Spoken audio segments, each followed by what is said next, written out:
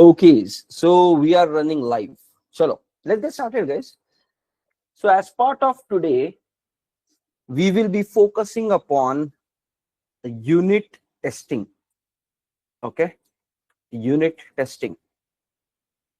There are a lot of discussions about it, like why it is required, how much it should be done. Different projects will have different situations on whether they are implementing unit testing or not. Okay, so chalo, let's get some clarity about why it is required and what are the challenges industry is facing with unit testing, pros and cons. So let's get some ground understanding, and then we will start developing on top of that. Okay, look, the concept is pretty simple. Unit testing is simply you need to write additional code which will test your functional code. Simply putting, this is what is unit testing. So currently, whatever projects we have written, okay, whatever coding we have done, that is functional coding. Now, on top of this, you need to write some test coding, and that test coding is going to verify your functional coding. That is what it is. So guys, simply putting it, you need to write additional code. We can call it as test code, which is going to protect our functional code. Okay, what is like which is going to test or protect our functional code? Okay, let's try to understand that. With Agile, we have 2 weeks of sprint. That means every 2 weeks, few features will be made ready and moved to the further layer for maybe UAT and production launch. But development and feature completion happens in 2 weeks window. Imagine that project is already running in production and around 100 features are already developed and running in production. Now, on top of this, let's say new sprint is happening, sprint number 3. In the sprint number 3, the team is deciding we will work upon 5 features. Okay. Now, these 5 features might be new features, or it can have some impact on existing features, maybe changing in the existing features, changes in existing. Now, let me tell you the problem with this situation. So guys, get the situation here. The project is already running in production and many features are running. For example, Facebook and all these applications, right? Already they are running in production. WhatsApp, Facebook, LinkedIn, YouTube, they are running in production, having thousands of features, and still new development will keep happening. New features will be kept on adding. Many projects will be in such situations. Now, let's say for every sprint, for a given sprint, 5 new features are happening. It might be new development or some changes in the existing features, depending upon business. Now, what needs to be tested here, right? So one obvious thing is 2 weeks is a very short period of time. So what the team will try to maximum test is these new 5 features and whatever you are changing in the existing. So they will even be doing those changes. Plus they will try to analyze the impact that with the new features, did we break any existing feature, and then try to test that also. So as part of this 2 weeks, from testing perspective, these 5 features will be tested. That will be 100% tested, 100% tested. And if these features has impacted any existing features, then those will also be tested. Okay. But now you need to understand whether these features are impacting existing features. How will we know that? So for that, developers have to manually communicate to the tester. Testers will use their knowledge about their system to understand whether these new features can impact. Nothing but manual process is there. And we should know that whenever there is manual process involved, it always comes with the chance of failing and errors could be there. We might forget to do some analysis. And now you can imagine, if we forgot something to say, okay, hey, that feature might be impacted, so we will completely not test it and then deploy it into production. And whenever this release goes to production, some live customers might face problem in existing features. So you have to understand this, every sprint by sprint, whenever we are building new system, existing system should be stable. But we have second problem here. Within 2 weeks of time, you cannot test all the 100 features which we might have developed in past 2 years of time. We have to focus on this only. Nothing but there is a practical problem here, that every time we do new development, there is a risk that we might break old system and we might not even know it. So then how exactly we can solve this problem? Right? So this is the issue which almost every project deals with. So, and furthermore, employees also move to different companies, right? Developers resign, join a different organization, testers might go. So people are always this iterating. The people who are aware of existing systems, they might not be there in the project today, right? So then new guys are coming, they don't even know the existing system. So these are some very serious problem. Every project deals with it. Okay, so what are the problems? The first major problem which people encounter is, with every sprint, new code that we write, okay, there is a risk that we might break existing system. And no matter how perfectly you try to protect it, it is always manually possible. You might miss some analysis. Okay, so there is a risk that we might break existing system without knowing it. Okay, and when this code is deployed in prod, it fails. Customer will face some problem with it, and you will be like, oh, we tested these features very properly, Array, but you impacted something which you did not even think might have an impact, but it is really breaking the system. So this is one major problem. So manually it's not possible to take care. Okay, so we can draw it as a conclusion. Solution for this will be, every time you develop any new features, you test your old past system. Manually it is not possible. How can you test 100 features in 2 weeks of time? Practically impossible, right? So your solution could be test all existing 100 features and new features with every sprint. So this is not practical to do manually. Not practical to do. Okay, not practical to do manually. This is one major problem. And the second major problem is, okay, there is a rotation of employees, nothing but dev, QA, iteration will be there. They will move to new projects,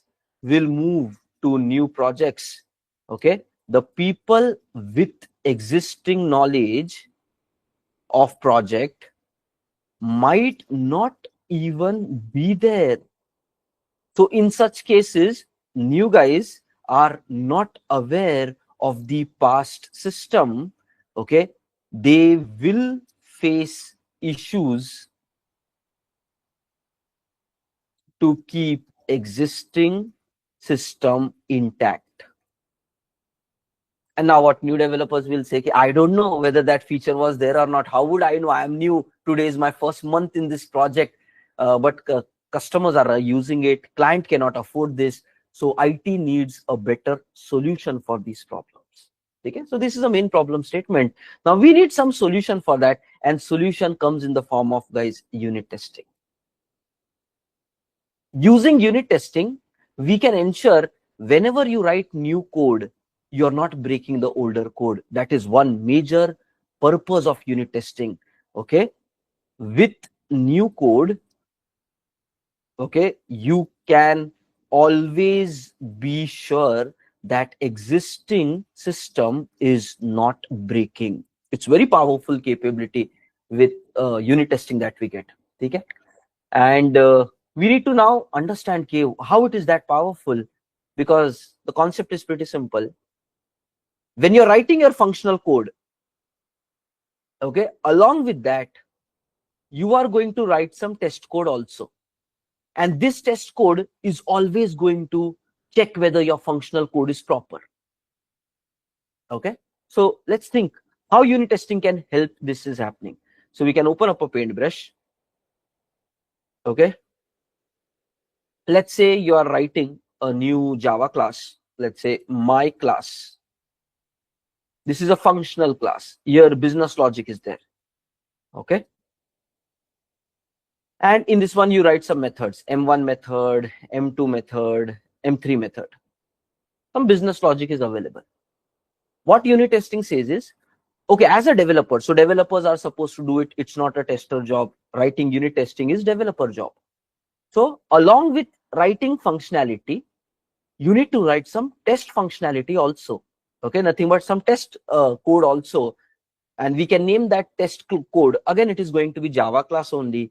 We call it as my class test. Okay, and in this class, our aim is going to be to test each of the method which is mentioned here: M1, M2, M3. So just imagine, today is 22nd of May 2025. We are doing new feature development. So when we are doing this new development, along with it, we are writing unit testing also. Both things, we are doing it together. And now the point is, this code is going to test whether our code is working properly. That is the aim of this activity. And now let's imagine after 1 year, we are not in this project and some other developers are hired and they are further maintaining and modifying the system, adding new features. Okay, now what is going to happen is, even let's say 1 year later, 2026 is going on.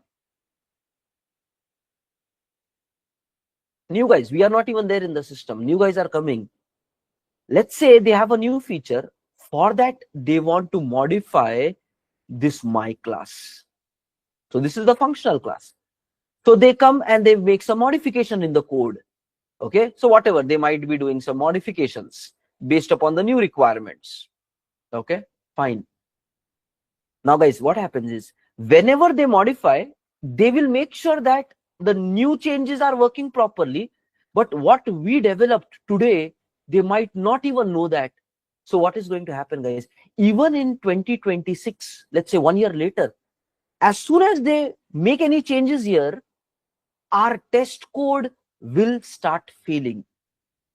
So IT will be having a process in place that this test code which you write will be executed even in 2026. So this unit testing is not just one-time activity. It is used forever. That's the power of unit testing. So don't devalue it कि नहीं one time करके हो जाता है. No, unit testing will run forever, maybe next 5 years, next 10 years. Always it keeps running. Okay, with every new sprint, you will also run this test. And then this test is going to check whether existing system is intact. Now coming to the new situation, we have written in 2025, we wrote functional logic, we wrote some test logic, and then we left the project. Next year, some other guys join in, they make modification in this method. They don't even know that we have some other functionality. Immediately what will happen is, when in 2026 they are running our test cases, these cases will start failing. Some errors will start coming. If they broke the functionality, if they wrote a new functionality such that existing system is intact, then no problem. But if they accidentally wrote something and they have broken some existing functionality, then unit testing cases will be failing. And then these people will know that even in later future, 2026. And then they will read, what was the older system expecting from this functionality? And then they will be like, okay, we made this modification. Was it intentional? Was it not intentional? If they wanted to change the old functionality, then they will be like, okay, no problem. Now it is supposed to fail, and then those people will somehow handle the failure here. But accidentally, if you modify it, then you will be like, so we have broken some existing functionality. So then you have to make modification in the code here. Okay. Thoda sa, let's spend time more on this concept. Whenever new guys are making changes to the code, existing test cases will be running against it. And if your changes are breaking the test cases will fail. And those people will know it. Whether they developed it or not does not matter. They will use these test cases in future. Now, when the test cases are failing, then they will try to understand whether those failures are expected or it is not expected. Expected means you know that old functionality was different and now you're changing functionality. So that means it is expected that it should break. So when it is expected, you will make modification here to fix it. Because it is breaking, so you will make changes here to fix it. Saying, yeah, this is now the new code. This is how it is supposed to be. Old system should not work. Accordingly, you will go and make modification in the existing test cases. But there could be another scenario that this failure is happening unexpectedly. Means you have written some wrong coding here. In that case, you would need to fix this part. So try to understand here how unit testing works is it only tells whether a functionality is working or not. Only alarm will be raised. Then comes how do you handle it. So handling can happen at here also and here also. If it is expected to break, then you will fix this case along with the new code. And if it is unexpected, then you have to fix it here, functionality, so that existing system is also working properly. New system is also working properly. Okay, guys, got some high level understanding about unit testing? Just some high level. We'll iterate through it multiple times, okay, in different examples, but base concept is this one. Write additional code which will check your existing code. Whenever existing code changes, this test code starts failing, and then we have to fix the problem by analyzing whether problem is in test case or whether problem is in functionality. Okay, that is one base thing. Okay, very good. Let's continue further. Good. Thanks for confirming, guys. Everybody, please focus. Now, the second advantage of unit testing. So, pehla to ye, this is the entire story, and this is the main story, because the unit test cases that we write are going to run forever. So it is really very powerful tool, and both these problems that we discussed will be sorted with that, because if existing 100 features are there, whenever the next sprint starts, okay, you will run all the existing 100 features test. Okay, so let's say existing 100 features are there. Now you are making 5 feature modification, but with the current sprint, you will run unit testing for all the past 100 features. That means with every sprint, you are testing entire existing system, which is manually impossible. So what we said, right? Every time we have to test all the features. Manually, it cannot be done. But yes, a machine can do that. A core can do that. It will run maybe night and day, 24 hours, and then finish it. Maybe over a weekend, you run it and get all the results. Doesn't matter, but it will operate super fast. So that is a great advantage with unit testing. So advantage, okay? So with every sprint, you can test all existing features of the past. Let's say all 100 can be tested, which is manually never possible. All 100 can be tested. Okay, this is one very important feature with this unit testing. Okay, and this is the another core purpose of it. With new code, you can always be sure the existing system is not breaking, it is intact, and for that, please be aware of this one. Okay, next, unit testing is going to do two things to us. It raises concerns that something is broken. So when you want to understand unit testing, it will tell you that something is broken. But what is broken, how to fix it, that developer has to think and do it. So unit testing is not going to tell that. Means you need to have additional maturity here to understand what is breaking, why it's breaking, and how to fix it. It's developer responsibility. And that too, you might be doing this for existing developer code. Means you don't even know that functionality, but you're supposed to do, so it needs maturity. So there are two parts to this. It will tell you that something is broken. You will know that. Don't ignore it. Sometimes juniors, they are like, "Arey, break ho gaya tha," and you might just comment something and bypass it. No, that's a blunder. It will go in production and fail. Then people will catch you again.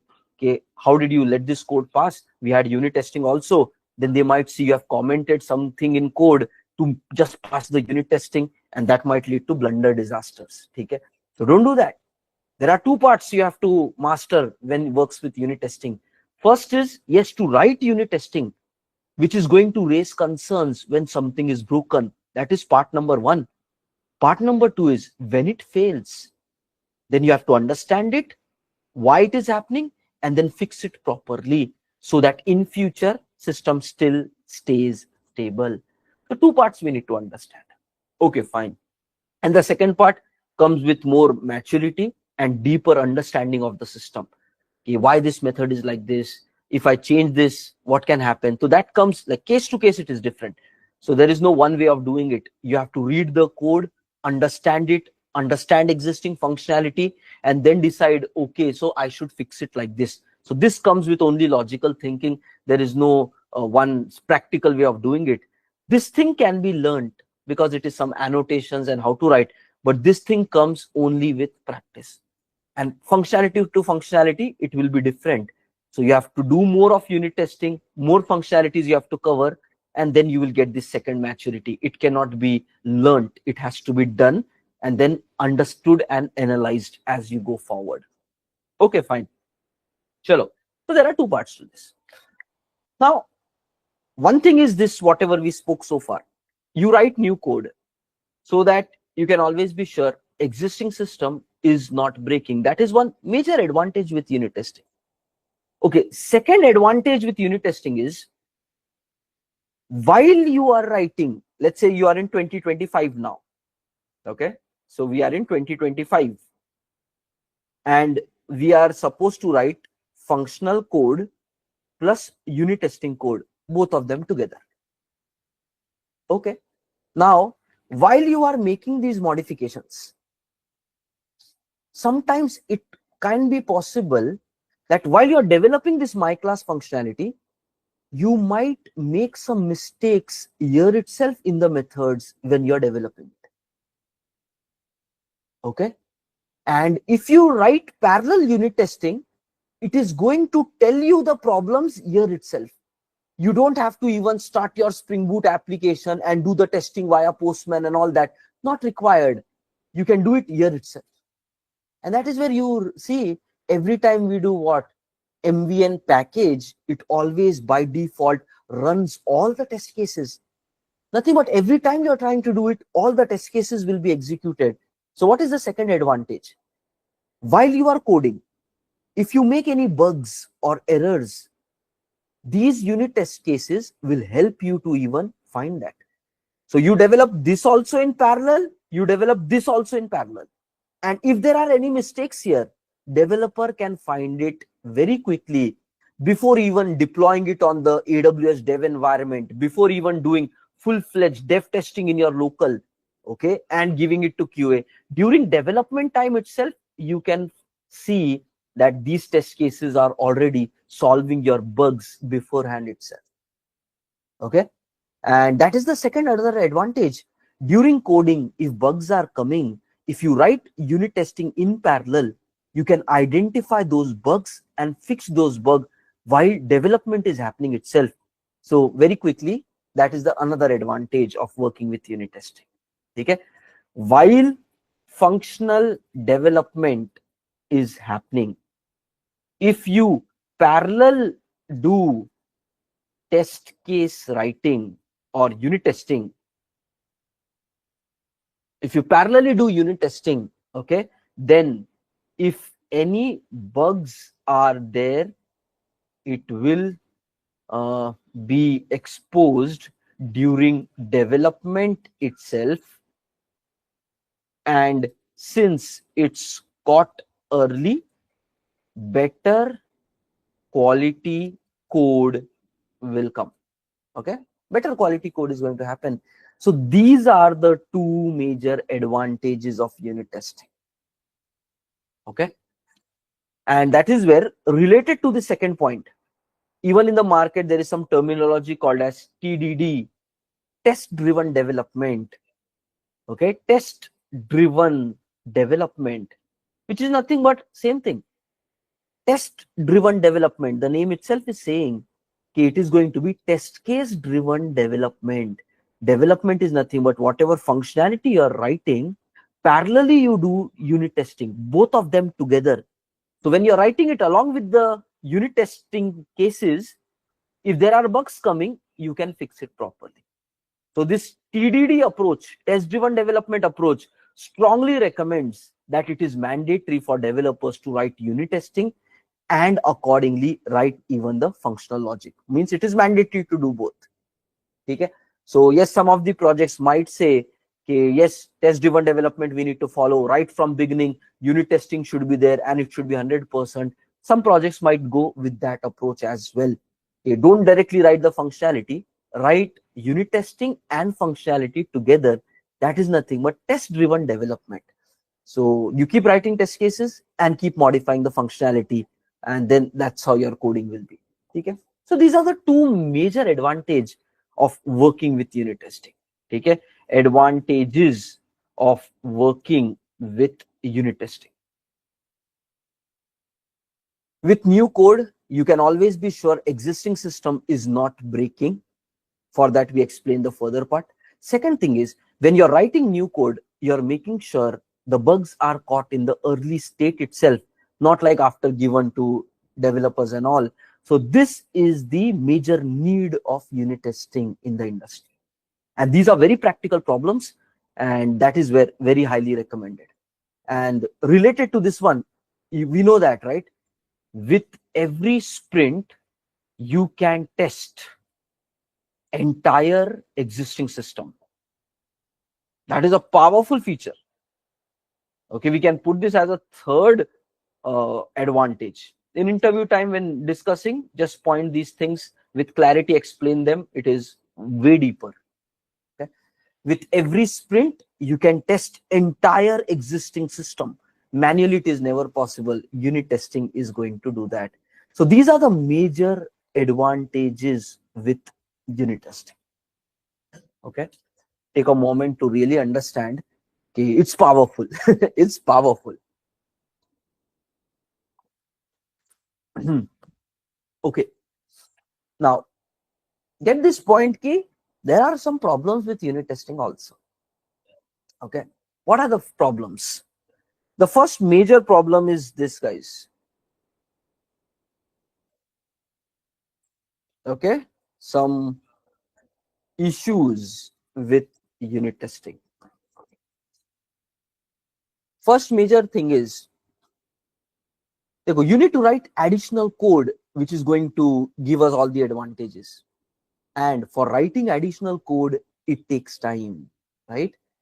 Sometimes, let's say your functional development might take 2 days. Then writing unit testing might take additional 2 days. Sometimes double, full equal time it will be taking. 2 days of development, 2 days of unit testing. Okay. However, majority of the times the ratio is somehow like this: 2 days of dev and then 1 day of unit testing. This is for majority of the cases. Nothing but 50% of the dev time will always happen here. That is for majority of cases. But in some cases, it might take exactly same time, sometimes even more time also. 2 days of development, but for writing this additional code, it might take maybe 3 days. It depends upon your functionalities, because you have to write a very deeper system which covers all it has to test very strongly. So you have to write very precise use cases, multiple things. So time is one major problem when it comes to unit testing. Okay, functional development, if it is taking 2 days, okay, writing unit test cases will be taking additional time, and this leads to several problems. Clients might say, come on, we have only 2 weeks of sprint, we have 2 weeks of sprint, and in that the technical team is taking so much time to complete so few features. Clients will be like, the advantage of unit testing, client is business guys, they will be like, come on, finish a feature, we want to deploy it in production, customers needs to use it, we need to make some business in production. Clients will expect from that perspective. But now the technical team is saying, no, we cannot give 5 features to you, because let's say without unit testing, if per sprint you are giving 5 features, with unit testing you might give only 3 features. So overall output of the sprint will reduce. Imagine if in 2 weeks 5 features without unit testing, then with unit testing only 3 features can come. Clients will never be okay with such a kind of delivery. They will be like, come on, you guys are like 5-member team and just delivering 3 features. You can explain them that unit testing and how advantage it is, but still clients might be like, give me output, right? So that kind of expectation will be there. So this is one major concern because of which adaptation of unit testing is struggle for some projects. They don't give additional time. They say, finish features quickly, we need to deploy it. You cannot take additional 1 more day or 2 more days for just doing this. Complete the functionality and deploy it as quickly as possible. And what they say is, in such cases, okay, we will write unit testing in future. They say for next 3 to 4 months, let's do only functional development. After that, few sprints, we will do only unit testing. Maybe they will decide like that. So they understand the value of it, but they are making a decision right now, don't use that. Okay. So that is the reason in some projects you will find it is not that heavily utilized. Some projects might not have maturity, how important unit testing is. Some projects will have that situation. They don't have the maturity of the power of unit testing. So they are not putting it seriously and they are not developing unit test cases. Some projects might know the seriousness, but they are not having time to implement unit testing because clients are not giving the buffer. But there will be some projects who know the seriousness and they have time also, and they are convincing the client that no, it has to be done like this itself, because then your project will be good in a long run. They are able to convince the client, and for such projects unit testing will become mandatory. So it depends on which project you join, but different situations could be there. One situation could be, okay, projects are not having seriousness of understanding the impact of unit testing. Generally juniors never understand this. They always feel, we are writing additional code, it is taking more time, clients are also unhappy, then why are we doing it? It needs maturity. Okay, it needs maturity. With experience you will feel the wonder and the beauty about these things. Bache level pe, it is not possible to capture the vastness of this. Even though today you might understand it, but you might not feel it is a burning situation. You have to use it. Right now you might not feel it. You will be like, even if I don't write, not a problem, because your brain has not seen the problems which will happen in the system without unit testing. Then life will start pressuring you. Then you will realize how unit testing is important. So you will not understand it based upon words or standards about the industry, but when your life will force you, had you written unit testing, this thing should have been sorted there itself, but now it is so painful. Then with experience you will draw the same conclusions which we discussed today. So the sooner you draw the conclusions, the better for you. Right? The better for you and the better for your project also. So it needs maturity to make decisions about unit testing. Some projects might not do it, some managers might still not do it, but the sooner you can get, it is very important. So one of the situation could be projects are not having the seriousness of understanding impact of unit testing. So they are not doing it on priority. Second thing could be projects know it, but client bandwidth, nothing but time, is not allowed to work on unit testing. So they say we will do it in future.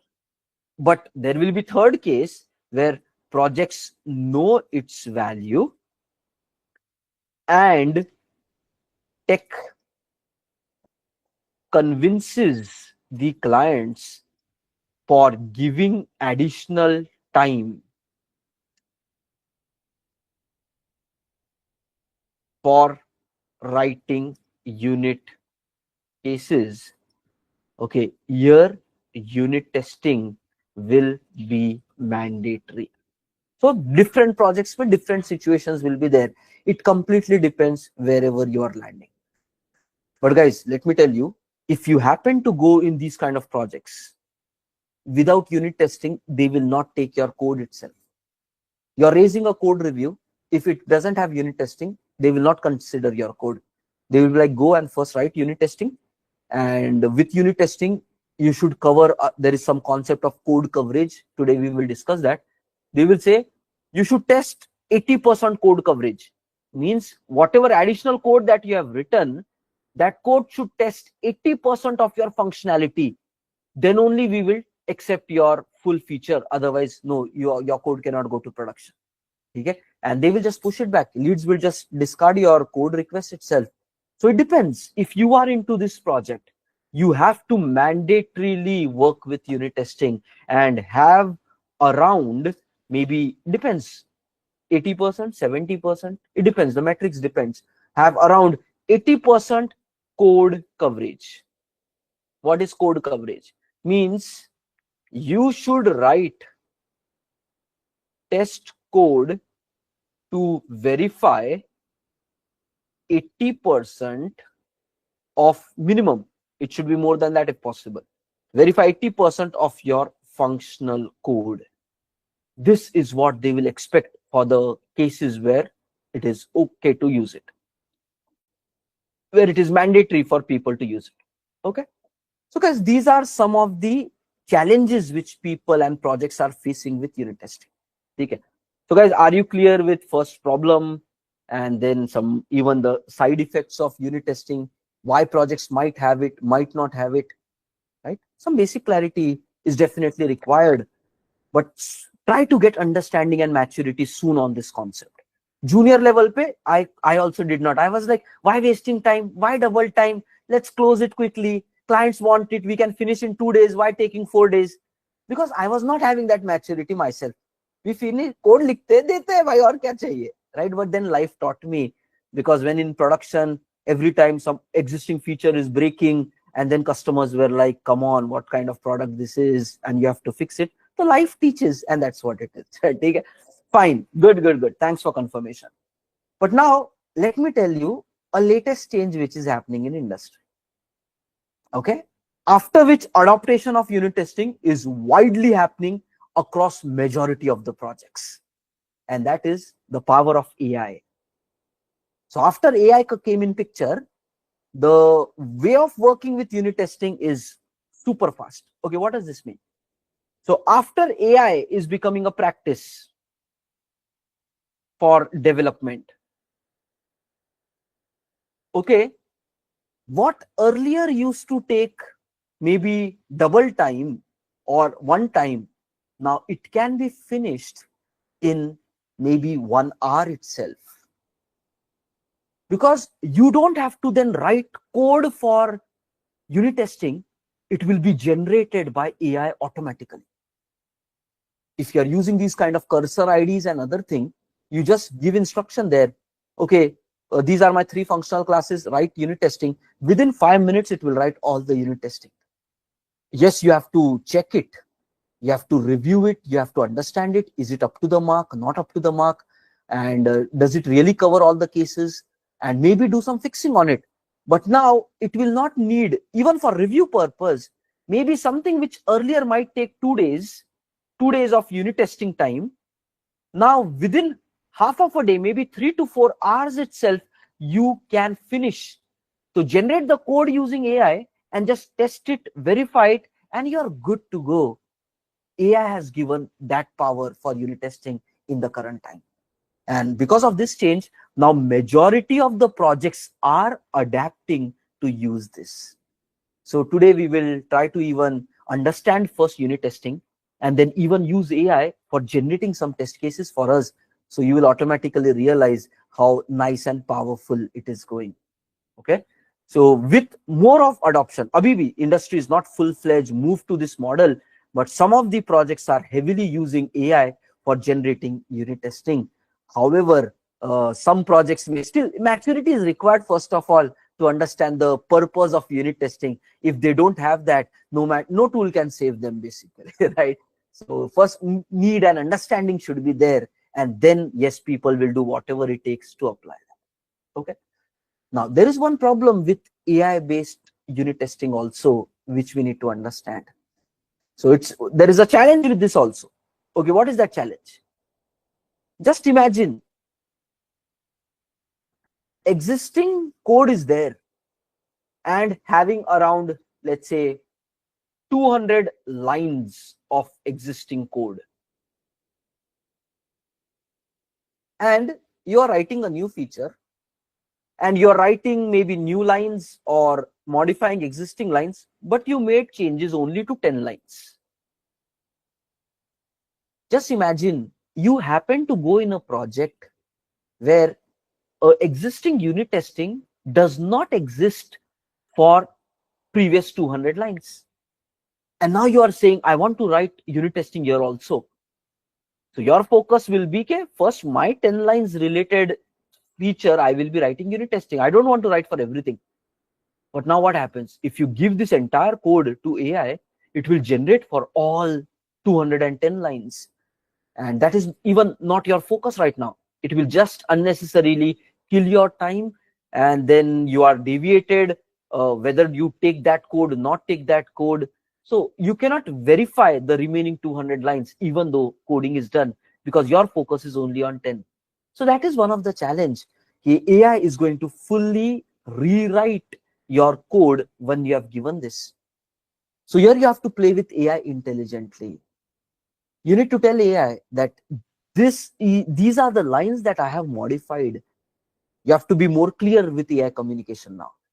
So you should say, these are the lines which I modified.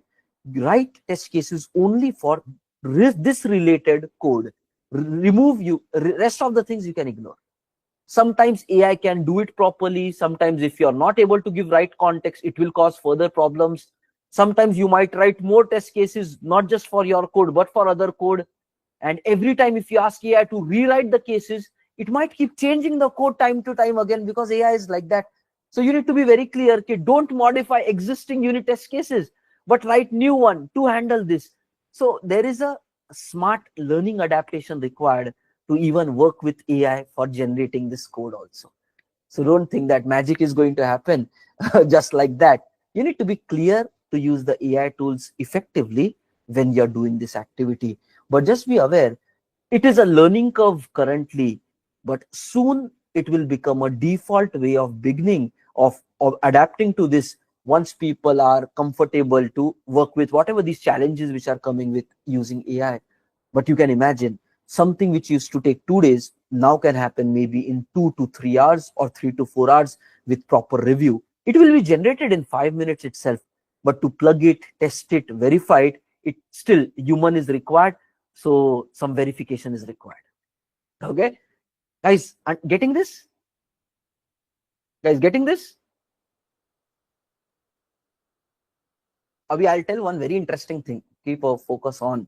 Maza aega. Okay, this is really interesting and a bit scary also. So please focus here. It is very interesting. Okay, so right now what we told, the current situation, guys, everybody please focus. The current situation that we told is 2 days of unit testing. AI can generate within 5 minutes all test cases. However, we still need few hours, maybe 2 to 3 to 4 hours to verify whether everything is proper.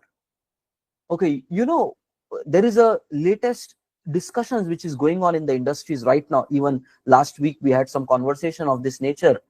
What they are saying is, okay, we need to use multiple AI models, and output of one model we need to verify with other models, and till the time other models are approving it, keep reworking on initial solution. And all this happens automatically. This is what is another usage of AI that is being discussed right now in project implementation perspective. Don't blindly take whatever AI model is giving, because it might be incorrect, it might be problems. But just imagine, do it in this manner. Let's say you gave your AI this functional class and said, write unit testing and cover maybe entire code coverage fully. Okay, you did that. Now, for reviewing that, you are putting it to another AI model, not the same AI model. Okay, maybe one from OpenAI company, one from some other company. There are so many AI models available right now. So, and then you give instructions to that, okay, how to review unit test cases which are generated by this guy. So it is one-time activity. You just have to give instructions to AI model. Okay, so one AI model is going to run, and as an out, it will take input this and give the output as the test case. Okay, we will ask now other AI model, which is something else now. Okay, take the test case, execute it, and these are the parameters. Re-verify whether generated test cases are proper as per those standards. If not there, then tell what is the problem and then give a input back to the previous AI engine. This kind of model. So here functional class will be taken. Functional class as an input, test class is the output, and then this model takes this test class plus some rules of how to review the test cases, and then it verifies all that. And if the test cases are not up to the mark, then accordingly some proper errors we ask it to generate, and these inputs will be provided back to the engine one, and then that guy is going to rerun and develop new, and it will be in this loop till the time your test cases are fine. And now you can imagine, whatever we said, okay, we need around 2 to 3 hours or 2 to 4 hours to manually review. After this activity of multiple churning and iterations, we can be sure 99% of the cases end output is going to be great. 99% of the cases. And this happens automatically, means you don't even have to do. Maybe you just write your functionality itself behind the screen. Now in the companies, they will set up these kind of AI systems which will take your functionality, write unit testing for that, give the output to another system, another AI model. They will verify it. If it is problem, give it back to the previous one. This circle keeps happening, and unit testing is generated. Developers don't even need to know it or write it also. It will be a complete black box to you. We are heading to that model, and very soon it will just happen by AI. Developers say, just write functionality. Very soon that is going to happen. So the need of even knowing what is unit testing will be completely gone from the industry, because it will be happening behind the screen. It will be there, but some under the hood rahega. When you buy a new car, you don't know what is happening in the engine. It is all under the hood, but it is working. Like that, unit testing will be there. It will keep verifying. It will keep generating, but you don't even have to do it. The machine will do all that for you, and then you have to write functionality. So very soon this state can happen, but that soon definition also depends when the market fully adopts and it becomes a day-to-day practice. Right now, it is only in initial discussion layer. Some of the projects have already done something like this, but it will take still a couple of years for everybody to move to this model where you're not required to really learn unit testing as well, but you can take advantage of that. Clients will be like, wonderful. Client want output. Okay, somebody write feature, take it to live. So all this time can be completely saved, but it will still take a few years of time to get it run automatically, generation, verification, execution, and do that. Okay, guys, interesting, right? Getting it, guys? Interesting. अभी एक और twist बोलता हूँ. Furthermore, interesting twist. Okay. Listen and focus. The world is going to go through a lot of changes. It's already happening. And in the next coming 3-4 years, massive changes will happen across. I'll tell you one more tweak to this. We said earlier, unit testing is two parts. One is raising the problem. Second one is identifying and solving the problem. Now, this unit testing problem generally will not be very big changes to be done. Small hacks will be required. Okay. Now, these AI models can even fix if cases are failing. What these models will do is, there are discussions already happening about these concepts also. Okay, when these unit test cases will be generated, even the current ones which we are generating, if it is failing, then give these kind of failure reasons, give the source code. AI is really smart, right? If you give the context, it can make decisions. So give the functional code, give the unit testing code, and give the failure reasons to AI engine and ask AI, fix the system. That's it. It is going to fix it, and it will keep fixing it till the time all the test cases passes correctly. We need to educate it properly. When programming changes is required, when here some instructions has to be proper, but it will do it and fix all the cases, cover everything properly.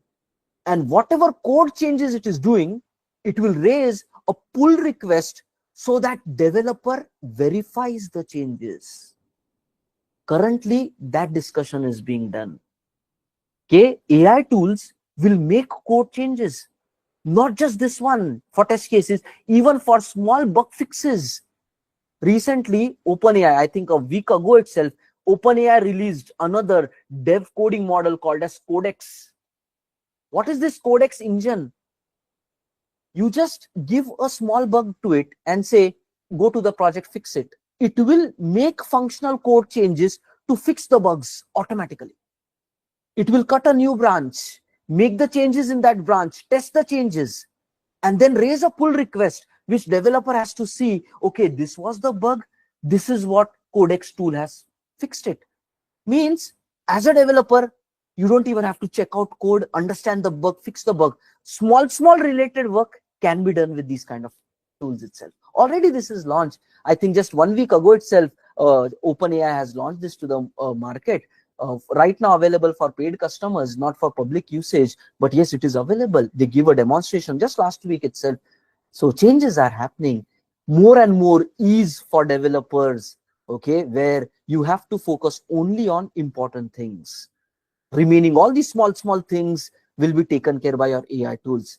Whatever code is available right now, maybe in your integration branch, AI tool will continuously keep running on the entire code and make it modular by itself. If developers are not making it modular design wise, AI tools will keep doing that and keep raising the code review. Is it fine? Any kind of security breaches, if it is happening in the code, AI will analyze those and raise, hey, in your code, these are the security breaches. This is the fix which I have done for that. Means developers can do messy job. AI tool is going to clean up that. Right? So this is a really change in the development style, which is going to happen. It is guaranteed going to happen. It's just like when and how much time it will take. Okay? But the tools are already capable for that. But you can imagine, like we said a few days ago itself, or maybe yesterday itself, it's a big industry with many companies, many projects, many people. For these things to become a way of working in the IT industry, it will solidly take few years of time. Change will not happen just like that. It will take solid change. Systems have to be built, stabilization to this to happen.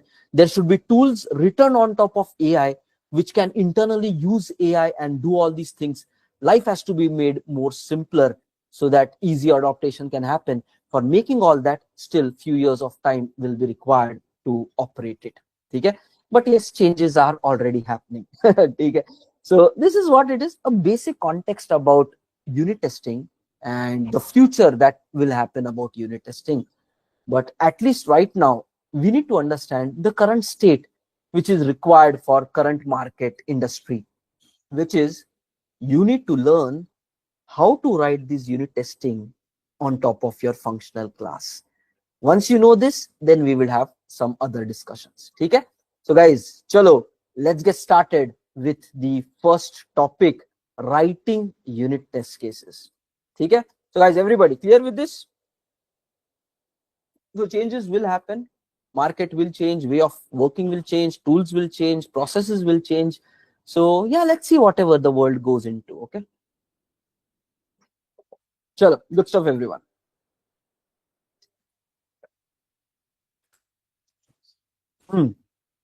AI is a real big change in almost all the segments.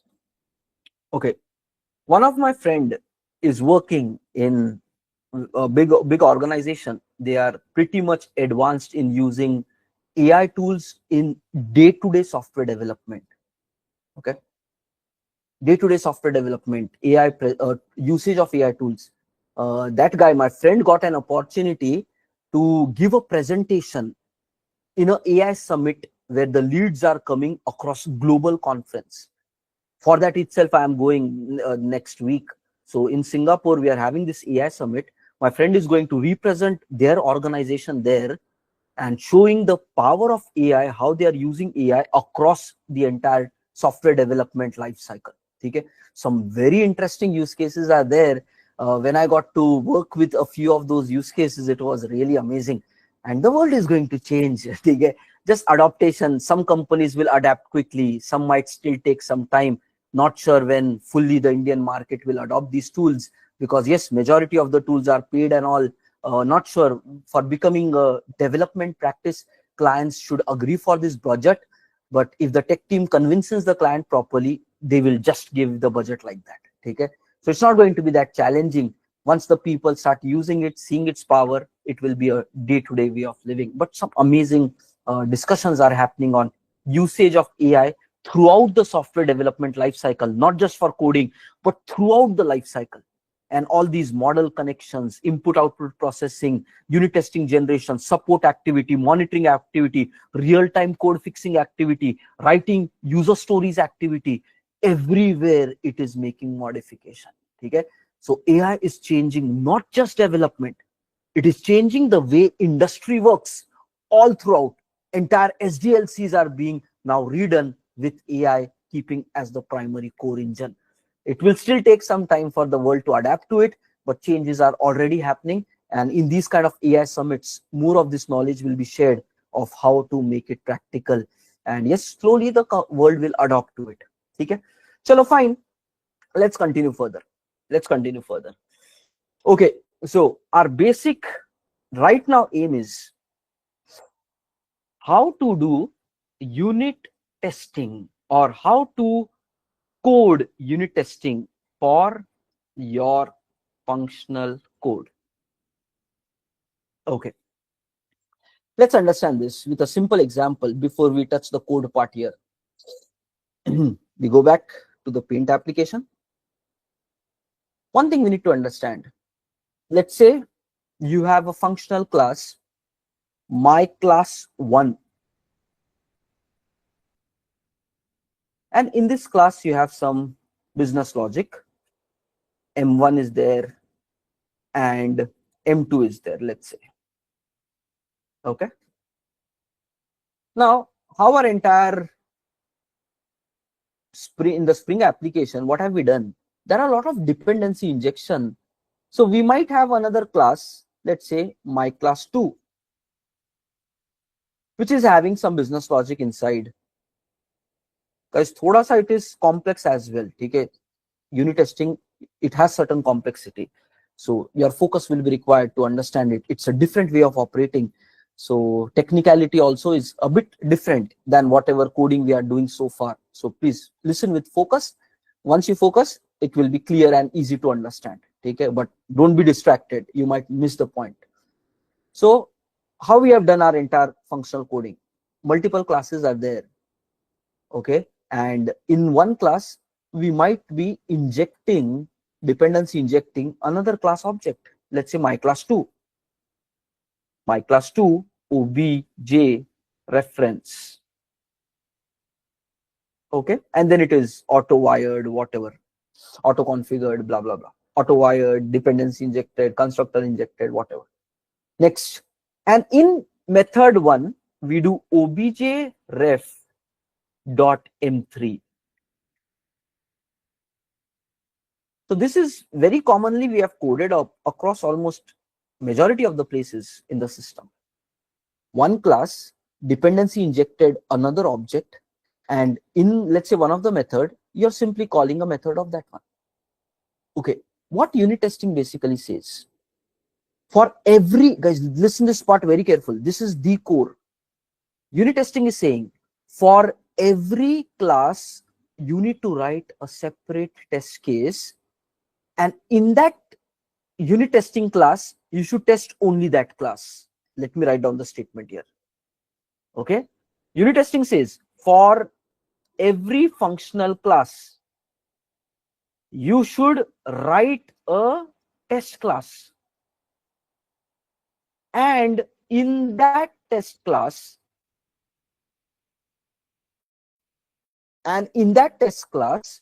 you should, okay, test only that given functional class. Let's take it with name of this example. If it is my class 1, so for every functional class, let's say for example my class 1, you should write a test class. So we call that as, general naming convention for it is, whatever is the functional class, in the end you put a test. So this becomes a test class. So we are going to write another test class, my class 1 test, and here you will write some additional code which is going to verify method 1 and method 2. Okay, but now when you call method 1, here you are calling some outside logic of class 2, which is M3 method. Here also certain business logic is going to be there, right? What unit testing says is, you are not supposed to test this. When you write unit testing here, the only focus is whatever code is written in this my class 1, only that you have to test, nothing external. What our object-oriented principles teach us, that when you call this M1 and running M3 method, you should actually go to M3, run this code, then you will get some output and then continue. No, unit testing is saying no, that model of execution should not happen with unit testing. You are not supposed to make external call. You are supposed to test only this class. Whatever code you have written here, only this code should be tested. That is unit testing. These are external things. We don't care about external things. That is what unit testing tells you. So when you're writing unit testing, my class 1 test, the aim of this is to only test the code which is written in this class, not any other outside class. Okay, so that is what we are supposed to do. This is where this statement comes. For every functional class, let's say my class 1, you should write a test class which is my class test.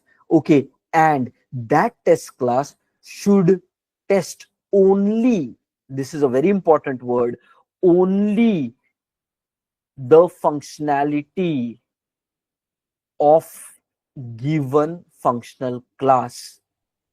Everything else, okay, should be excluded. That means you don't test M3 method here. You test only these two things.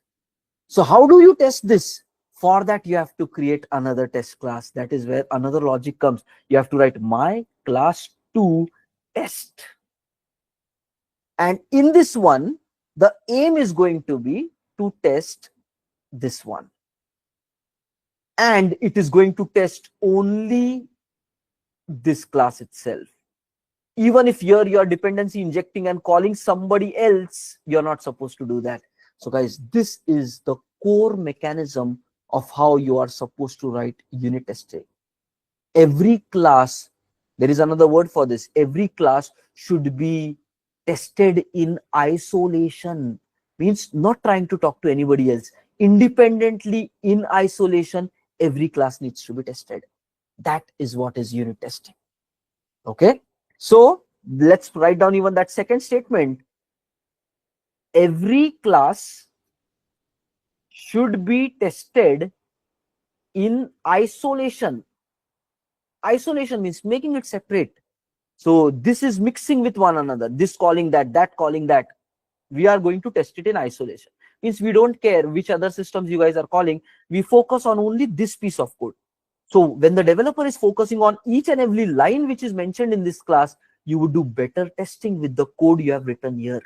When you want to test this code, then you write another class and keep your 100% focus on this class only. So when you do this across the system, for every major functional classes, there will be test classes written, and in these test classes, you test the code of that functional class only. Okay, so this is what is the major thing. Now let's start putting some unit testing in place. So for example, let's go here. For recon system, we have done our core business logic, this much, as part of PayPal provider handler. So wherever some important business logic is there, we are supposed to write unit testing for that piece of code. So PayPal provider handler is an important business logic for us. We want to do some unit testing for this one. So what we are going to do is, first step will be creating a new test class called as PayPal provider handler test.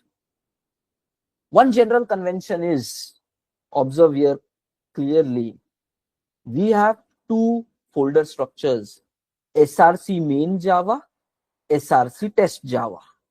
Main Java has functional code, test Java should have the test case related code.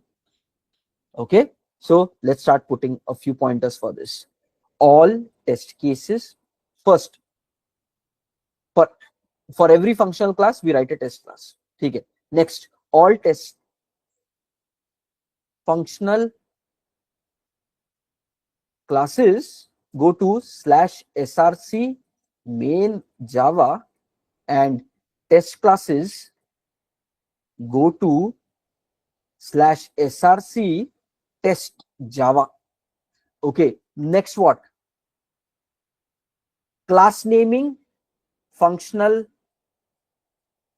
classes, let's say PayPal provider handler. Then test class will be this. Test class is going to be like this. Package you keep the same package for ease of finding. Okay, what does this mean? Currently this package is like this. So this package dot, we want to create another class. So keep the same package with name like this. So this kind of class we need to create inside.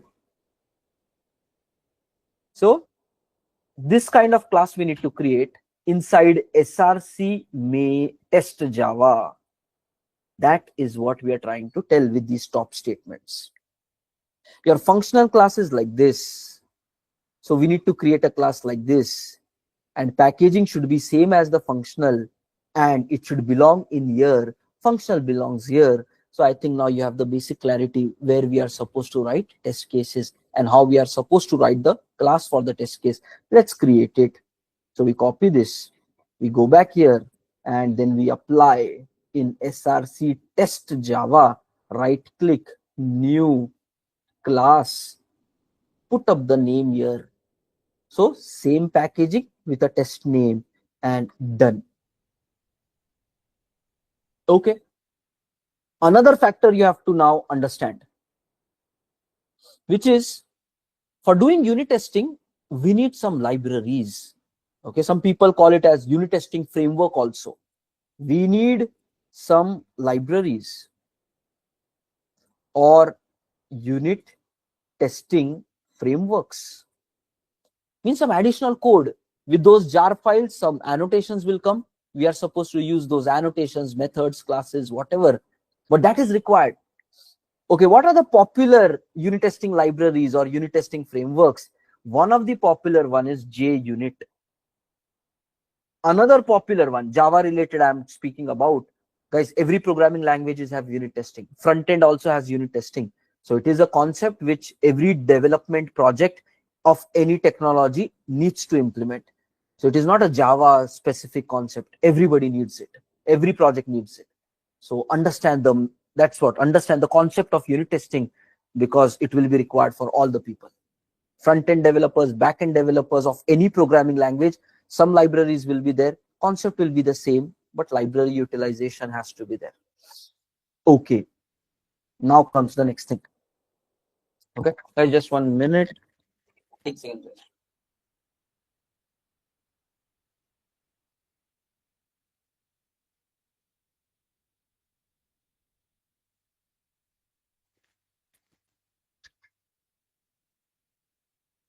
Okay. Okay.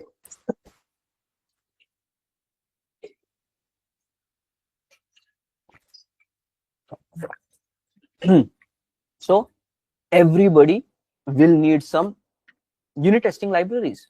So JUnit is one of a popular one in the Java side. There is another unit testing framework which is also very popular, called as TestNG. Okay. So any of that is fine. It depends. One of the software will be utilized by project. We are going to continue with the JUnit one. Okay. And the point is, JUnit is offered by default along with your Spring Boot application also.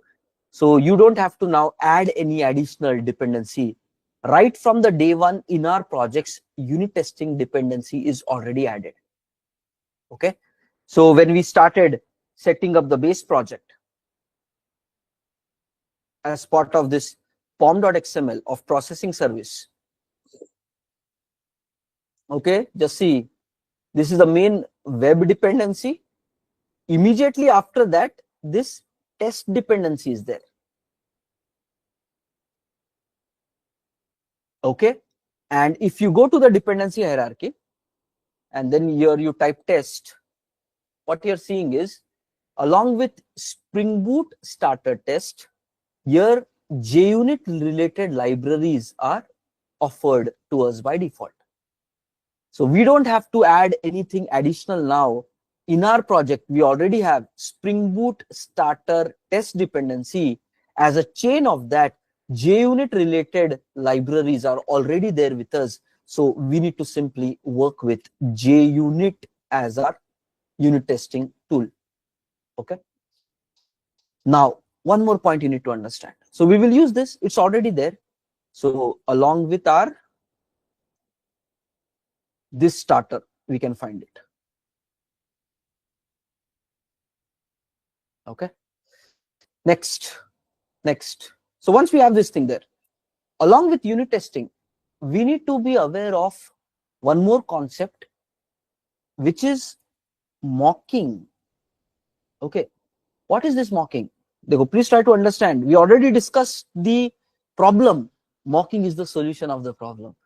The problem here is, unit testing is saying every class needs to be tested in isolation.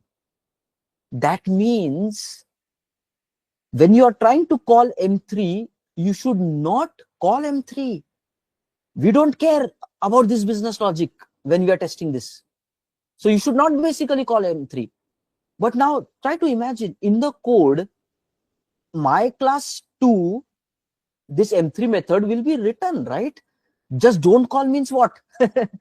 So unit testing is saying, okay, no problem. I will give you a way. This class, my class 2, should be mocked. Mocked means dummy. It should be mocked. Mocked means it should not be actual class. If it is actual class, then you will call that.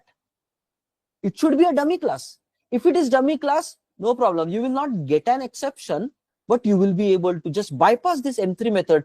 Business logic will not run, but you will not even get a null pointer exception.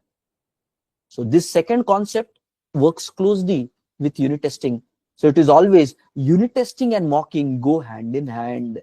Unit testing plus mocking, always they go hand in hand. Okay, what is mocking?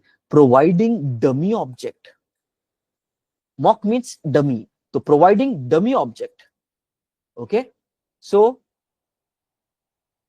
for cases, since we need to test, once we do the coding of that, it will start making more clear sense on practical terms. But right now, these are the ingredients required. So guys, you might have seen that 99 dosa. I'm not sure, in Hyderabad, you will find a lot of stalls about it, 99 dosa. You go there and there is a big menu of 99 types of dosa. You take anything, they assemble ingredients, prepare the dosa for you. So they have like 20, 30 ingredients. They do permutation, combination and create 99 dosa variations. For that, ingredients are placed and then from that dosa is prepared. Right now, I'm just putting ingredients on the notepad here. Right? Unit testing, mocking, JUnit, where to write, how to write. We're just introducing the topics one by one. Now we will start preparing a nice dosa out of this. If you don't like dosa, take whatever other dish, but every dish needs an ingredients. Right now we are launching ingredients one by one. So yes, along with unit testing, mocking will be there. We even discuss the terms. In isolation, it needs to be tested. The code of this should be executed, but any outsider should be mocked. Then only we can focus on this class. Okay, nice. Let's write it down. Since we need to test every functional class in isolation, okay, whenever you are trying to call external class in that functionality, then you should mock that class. Okay, you should mock that class so that you can test the functionality.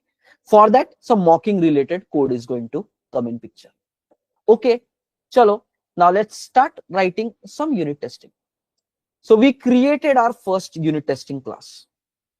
Okay, so we went with PayPal provider handler test. Just see, with proper naming, if you write, searching becomes easy, right? So this is the functional class. This is the test class. It is in SRC main. This is in SRC test. That is the reason naming has to be proper. Okay, so it is easy to find, easy to group together, no confusion. Every test class tests only one functional class. So naming has to be accordingly done. Okay, fine. Now let me double click here on the test one. Okay, already majority of the IDs also have support of JUnit. So please be aware of that.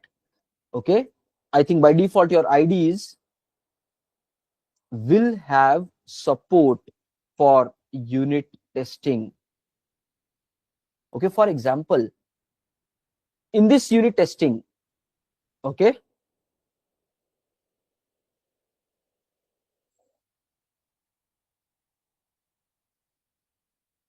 execution will be here itself. Okay, how that execution will pop up, let me show it to you. In order to test a functionality, guys, we are part of Java, objects, right? Objects, methods. That's how our business logic runs. So if you want to test anything, you need a method. Without that, what we can do, right? So we are saying you should do code which protects the code, code which tests the code, code which verifies the code. So here also we need to now write some piece of code. Where will that code be written? In some method. So let's write some method here. Okay, public void test method. For now, I'm not focusing on name. I'm just making it like this. Okay. How you can make this as a test method? Some annotation is given by JUnit. We need to tell to the JUnit library Okay, this is a test method. Means here, whatever code we will write, it's for testing some business functionality of PayPal provider handler. How will we tell that to JUnit? Okay, you need to use this annotation @test. Just see org.junit.jupyter.api.test. Nothing but a JUnit annotation is there. @test. As soon as you say something like this,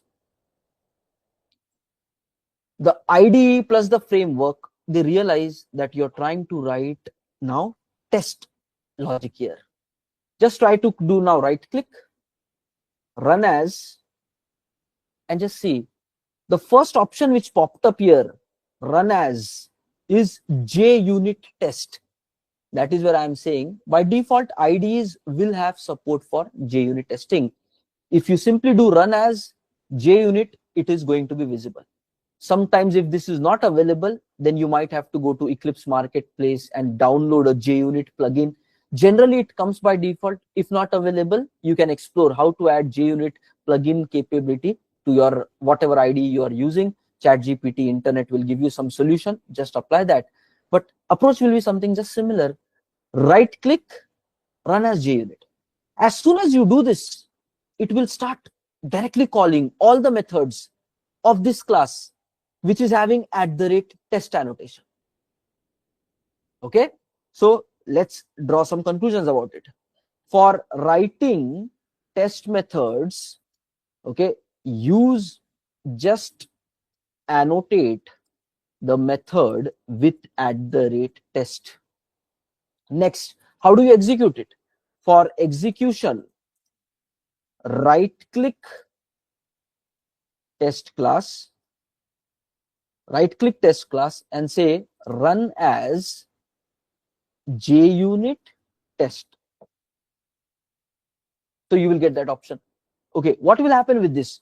All the methods defined in that class with @test will be executed. Okay, let's quickly check on that. It works, supports our logging also. So we can simply do @slf4j and put a logger here, log.info test method executed, do a save. And then you can click on this class also here, right click, run as. So not required always to go here. On this class also, right click, run as JUnit test, and then let it run. Observe what happened. When you run your IDE in a debug mode, it opens up a new panel, debug. There's some kind of view is available. Like that itself, when you're running it in a JUnit, they have created a JUnit kind of panel here with some clarity. Okay, so this test case started, it finished in 0.03 seconds, and in that one method, test method was available. So kind of a navigation window is there where some stats they are providing. Okay, some navigation window is there where some stats are available. Okay, fine. So, but yes, how did we run it? Right click, run as JUnit test, all the methods okay, annotated with @test will be executed. We can use @slf4j to log values. Next, JUnit in IDE, JUnit panel, okay, shows more details about the test being executed. Super. Okay, so far itna basic to we have done. Okay, next, what are we saying? It is running and it is green. Green means success, right? Green signal, red signal, red means problem, green means success. So they have used the same conventions here. Okay, so green tick mark means everything is fine, the results are good, there is no failure, there is no problem. If test cases fail, you will get something like errors here. Okay, fine. Now we said in this test class we are supposed to test this functional class. Okay, whatever class you want to test, you need to use something like this. Let's say private this handler control shift O. The class which you want to functional test, define it as the instance variable here. That's what is required. Okay, so that is going to be our next point. Whichever class you want to test functionally, define it as an instance variable. For example, like this. Okay. Now, guys, let's think about it. Just go logically. We want to test that class, so we defined. What do we want to test? In this class, there are some methods. So we basically want to test, let's say, this recon transaction method. So in your test method, you simply will be calling the functionality which you want to test. So we will do this dot, let's say, recon transaction. So our expectation is something like this. What does it mean? Write code to test the code. So this is what is additional code that we are writing to test the functional code. What is the functional code? Calling the methods. Like we said in this diagram here, my class is having M1, M2. We will call this M1 and M2 from this test class. How do we call it? We write some methods. From the methods we call. For calling those methods, we need the object reference. We define that object reference as part of instance variable. So it's all logical.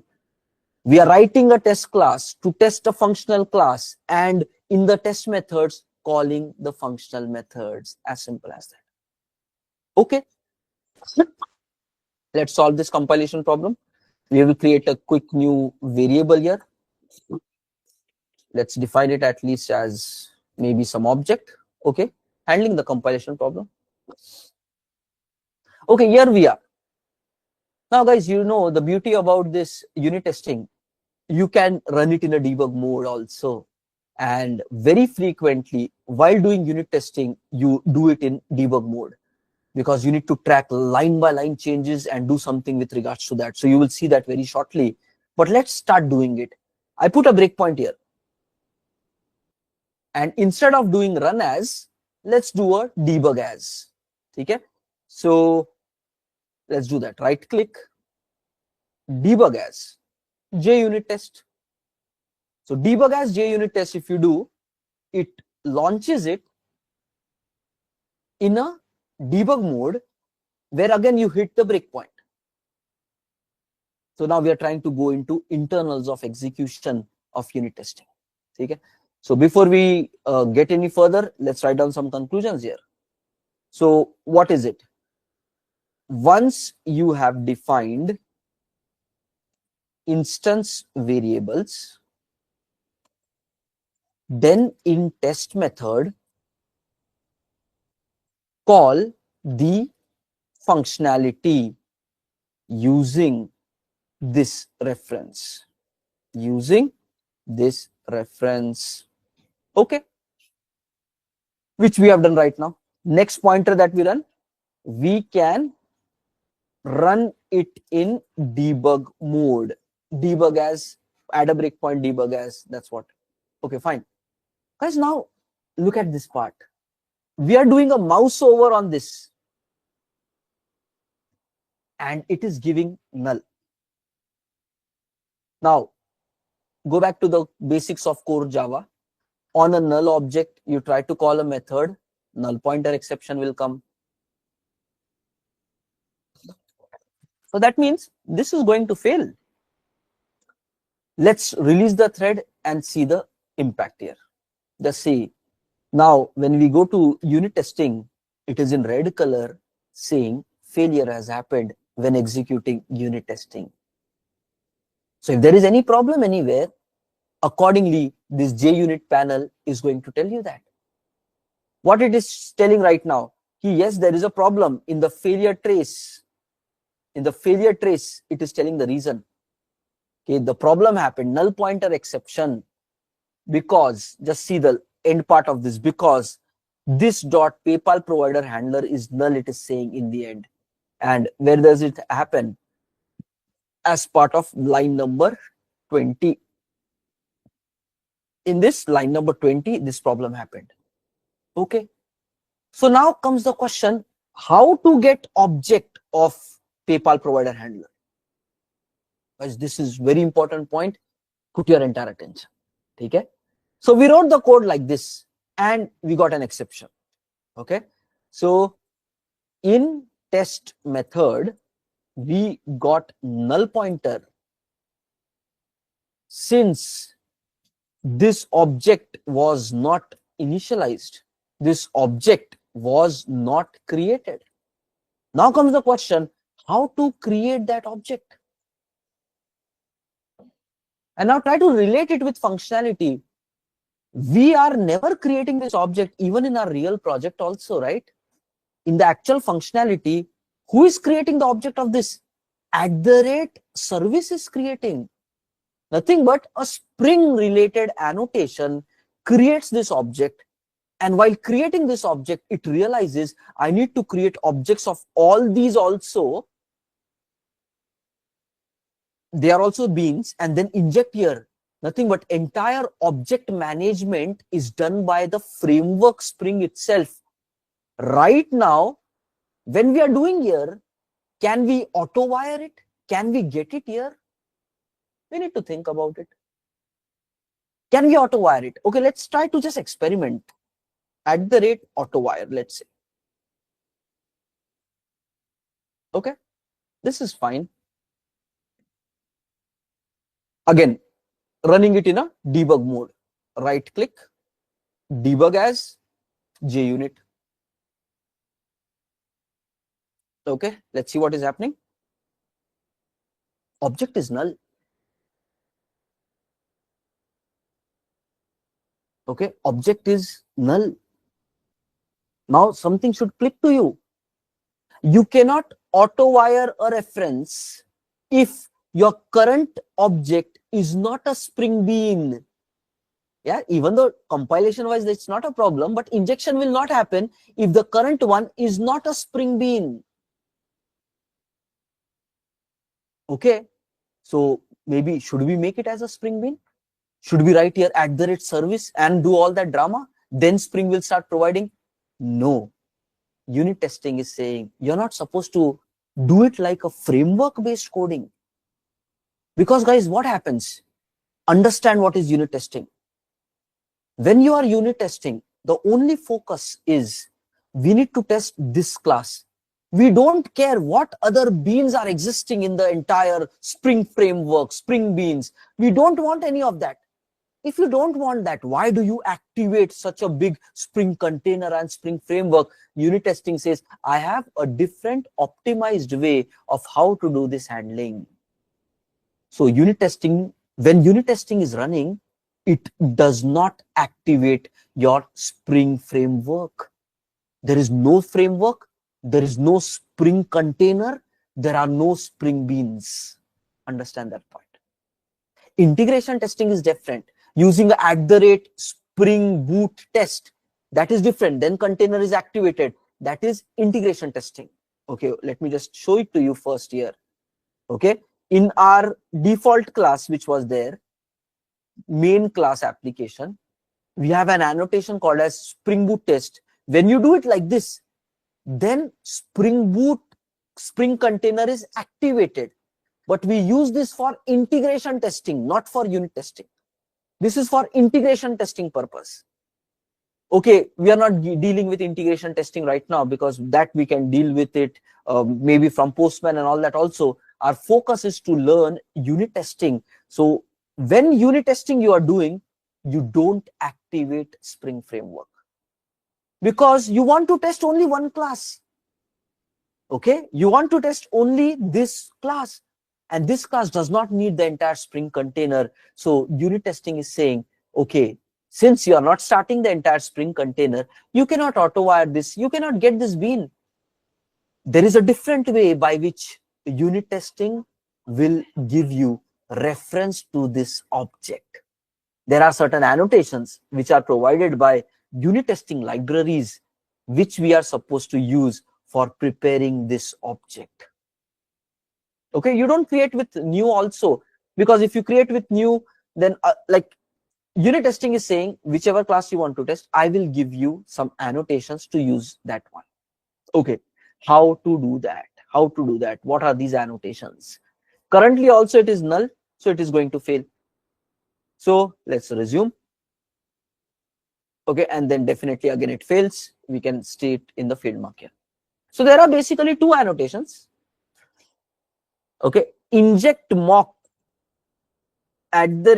@inject mock, and second one, it extends with some Mockito extension.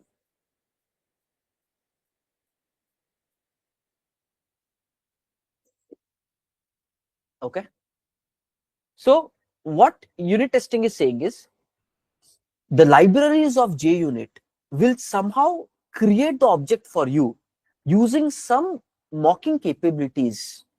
The libraries know it better, but somehow they will use certain mocking capabilities and prepare this object of PayPal provider handler for you and give you that. You just have to use these two kind of annotations. Okay, so again, for quick access, I've just summarized some of the commonly used syntaxes here for us, so we can quickly check it out. We simply need to do this extend with Mockito extension dot class. This needs to be applied at the class level, right? This is what we said, extends with Mockito extension dot class. We need to apply this at the class level. It will tell the unit testing framework that we need object creations with some mocking approach, and which object you want where you will be testing functionality on that object, you simply have to use inject mock related annotation. Inject mocks, no need to auto wire it. Okay, so these two kind of annotations, inject mocks and extends with, if you do this, JUnit library takes over and they realize, okay, somehow they need to give you this object reference. So developer, you're not supposed to create a new object of this. Rather, you need to rely on JUnit libraries. So it will give you effective object. On this object, you can further do a lot of things. Okay, so let's try to run it in a debug mode once more. So everything is saved. Right click, debug as JUnit. Okay, breakpoint is hit. Let's do a mouse over. Guys, what are we seeing? Now the object is not null. There is a reference provided. Who provided it? JUnit provided. We did not create it. By simply using these two annotations, we are getting some reference. And now using this reference, we can get inside this recon transaction method. For example, you go here and you get inside that. Fine, we are able to now call this functionality. So that's what we have to understand here. We are able to call this functionality. And now we can now do some unit testing cases around it. But guys, before we go forward, let's draw some conclusion about this part. Okay. So when you do unit testing, okay, Spring container is not activated. So this object is not created for you. You cannot auto wire it. So don't even try using all those mechanisms. It's not applicable when you do unit testing. So object is not created. Okay. So what is the approach? We need to use JUnit library for, okay, getting the object reference, so we can call the end method, whatever you want. How do you do it is this one, at class level you apply, at class level and this one you apply it on your field level. Apply it on the field. For example, the way we have done it here, this becomes like this, and then this comes on top like this. Okay. So this is how our basic object creation has happened, and now we are able to successfully call the method. Okay. So guys, are we clear? Step by step, we are learning new concept, practically seeing it, writing some one-liner bullet points also. So everything is moving step by step. So be involved. A lot of new things will be there, but grab it. This is how is the way of working of the framework. Okay? Fine. Chalo, abhi aur jana hai. Okay? Abhi to we are getting started. Method tak we have reached. Now there is a journey further. Good. Let's continue, everybody. Method tak we have reached. Object reference, JUnit libraries has provided, because we are using them for doing our working, and then they have provided the object. Okay. Now guys, let's think more deeper. What is exactly this writing a test method?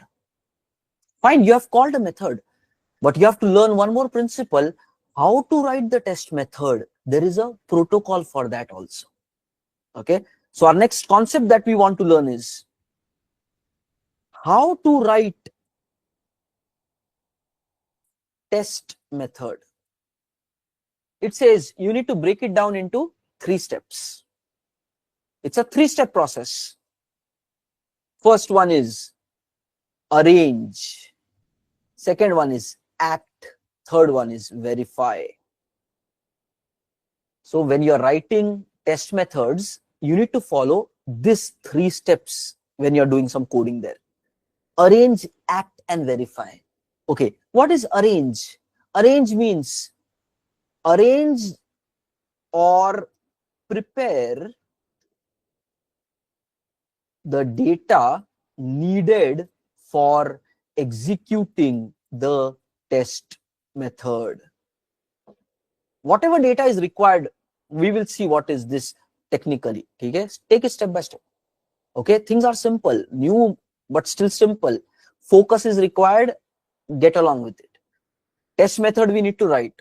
You need to write it in 3 steps. What are the 3 steps? Arrange, act, and verify. Okay, what is arrange? Arrange all the required data needed to run your test method successfully. Okay, what is act? Act means calling the functional method for testing.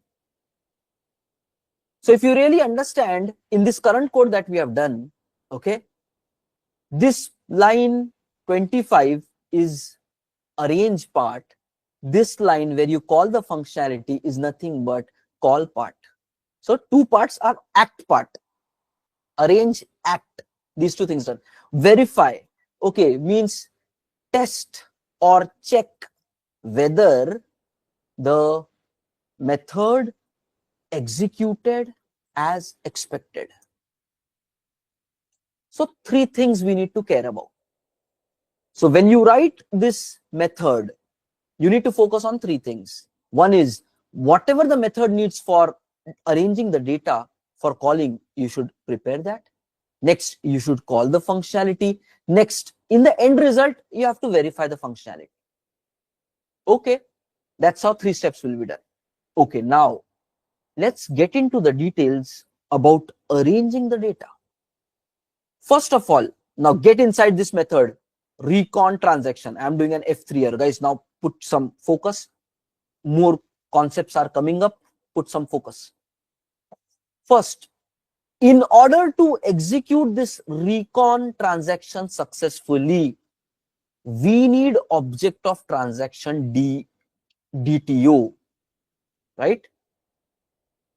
We need object of transaction DTO. Currently, we created a new object, so everything is empty. Now, it is up to you how to populate all these values, right? One thing is, yes, you can go to the database, look at how the database dummy data is there, whichever we inserted. accordingly come back here and set up all those values as part of this transaction object, you can do that.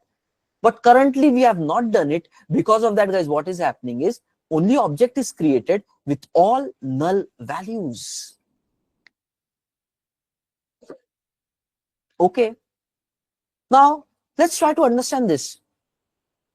Get retry count. Transaction.get retry count. Okay, what is that? You go here. Retry count is null. Move here. Retry count is null because it is an integer wrapper class. It's not primitive. Had it been int, then value would have been 0. But it is a wrapper class, so value is null. And we are trying to do something. Transaction.get retry count plus 1. So you're trying to do null plus 1. Will it work? Again, object-oriented principles will come in picture. Let's see what happens. So we go one step forward. That's how you need to understand functionality. Accordingly, you have to write your test cases. So we go here, one step forward, and release. Some exception is thrown. Means something broke when you're writing your test case. Release this thread, let it go. Yes, it failed. But why it failed? Null pointer happened. Where did the null pointer happen? Okay, just observe that. In the end, it says get retry count is null. Just observe. Here, it says in the end, get retry count is null. On null, you were trying to further do addition and all that. Basically, it just simply failed. Okay. So where did you do it? Click on this line number. Here it is happening. What does this mean? Currently, the test data which you generated is not in a shape to execute your rest of the test cases. Test cases are failing, means arrange part is not proper. This is arrange part. This is act part. And next will be verify part. Currently, the system is failing because your arrange part is not proper. You have somehow not set up the data so that this method executes properly. So it is failing. So you have to now read, okay, in this method, get retry count value should not be null. Then only this line is going to pass properly. So that is what becomes your concern, that we have to set it up like this. So what you will do, transaction dot set retry count, and maybe then you put a value there 0. So it then will start with a 0. So it takes care about that line exception problem. So looking at the code, you have to do the data arranging part. Okay, let's go forward. Again, debug, run.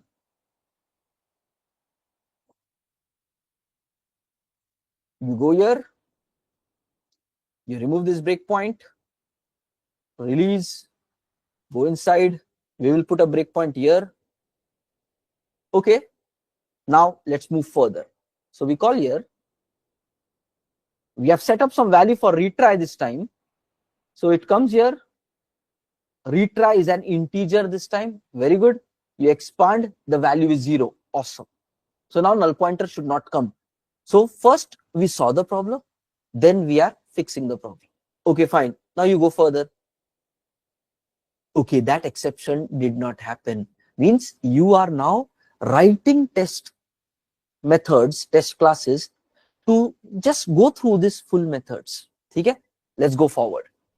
What is going to happen if you do transaction.get transaction status? Again, null is going to happen because you have not set any value. So just move further. Okay, null. But it is still not breaking the flow of this method. So no problem. Continue. So how much data to set? It is completely your choice. Depending upon need of your test that you're trying to do, accordingly we will set the data. Right now it is not breaking anything, so we don't do anything. No problem. Continue. Okay, next is exception while processing. Local boolean variable. No problem again. Go. Okay, guys, next. Get order from PayPal provider. Let's get inside this method. This method is defined within the same class. Okay, so yes, we have to test the same method which is defined inside the same class. So we will do step into. Here we are. Guys, everybody focus. Very interesting discussion is about to happen. In this case, somehow the mock object is created by this mock object, this dummy object. Somehow this object is fully created by JUnit library. Automatically comes a question, if this guy has created this object, it has multiple instance fields. What about those instance fields, right? When Spring was creating it, Spring was creating these objects, injecting it. But now we used JUnit to create this object for us. What happened to all these instant variables? And the honest answer for that is JUnit has not provided any reference for them. So JUnit has not provided any reference for all these external objects which you are using. So automatically now what is expected, guys? Null pointer is expected here and the system is going to fail. So you test functionality and then one by one you crack down and write your actual functional coding so that these kind of failures does not happen when you are running your functional logic. Okay, now what is the problem? The problem is JUnit has not provided us this object. That means JUnit has also not provided us HTTP service engine object also. All the objects are looking as null. How can we confirm that? We can again run it in a debug mode and the breakpoint is hit. You click, do a mouse over here and what do we see? Everything is null. Just observe. All the instance variables, HTTP service engine, JSON utils, paper capture handler, get order helper, everything is basically null. So what is expected to happen when you go inside those methods which you are using for your processing? It is going to throw null pointer. That means you have not done the required part to run this code properly. Okay, now what to do? This is always going to fail. Okay, JUnit is telling, I'll tell you. We learned this concept some time ago. These are all like external classes. We are not supposed to anyways have those objects. We don't want to go inside those methods for execution. Guys, please understand. If you create an object of get helper, get order helper, if you properly create with a new operator, and when you pass it, it will get inside this method. And guys, JUnit is saying you should not do that. You are not supposed to test this helper. For that, you will write pp get order helper test.java. So we don't need to get inside that. So what is our need? We need to have an object reference, but we don't want to get inside the business functionality. That is the boundary which JUnit is providing us. So what is our need here? Okay, our basic need here is we need to get some non-null reference of this class, comma, this class. We need references. Okay, but when we call any method on these references, then those methods should not execute. Bunker भयंकर होने वाला है, right? ये कैसे करेंगे? You need object reference, but when you call those method, the business logic should not execute. This is crazy, right? As a core Java developer, you will be like, mind for try. Like, what are you trying to do? You need object reference, but when you call method, method code should not execute. That is a different style of programming altogether. That is where you need to use the capability of mocks. Okay, unit testing along with mocking, that's where comes the concept. There is an annotation which you are supposed to utilize to achieve this scenario, and which is @mock annotation. So your approach is going to be, guys, something like this. Whichever fields, let's say this get order. So get order, is one of the field. Second, this another one, HTTP engine, is another field. These two fields, you need object reference, but you don't want to call method. We need to use mock on that.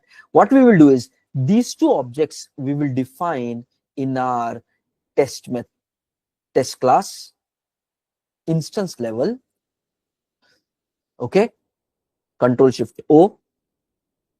They need not be final here. Right now it is null, but you need to use @mock annotation on this one. @mock annotation on this one.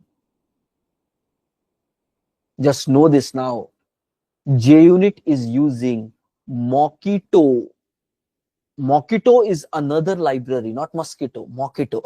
Katega nahi. It's a Mockito library. It uses Mockito library for mocking purpose. Okay.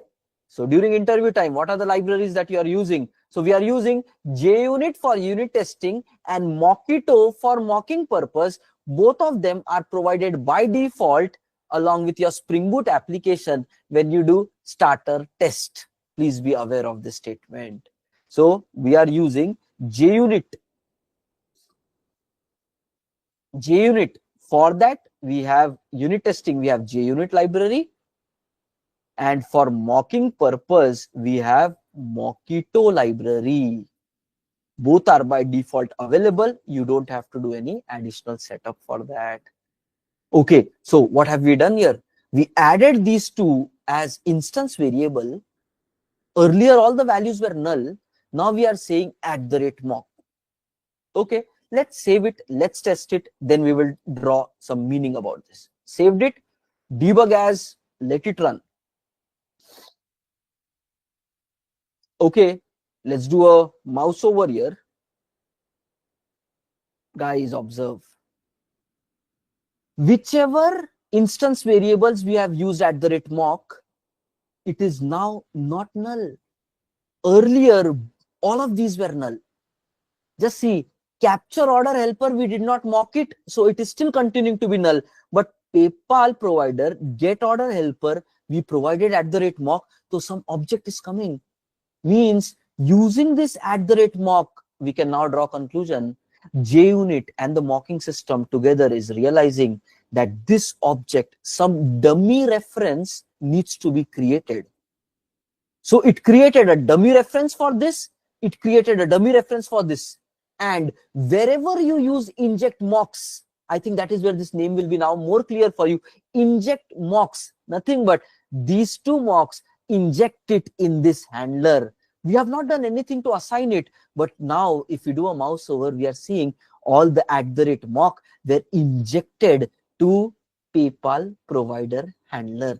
That is where it is coming with a naming inject mocks.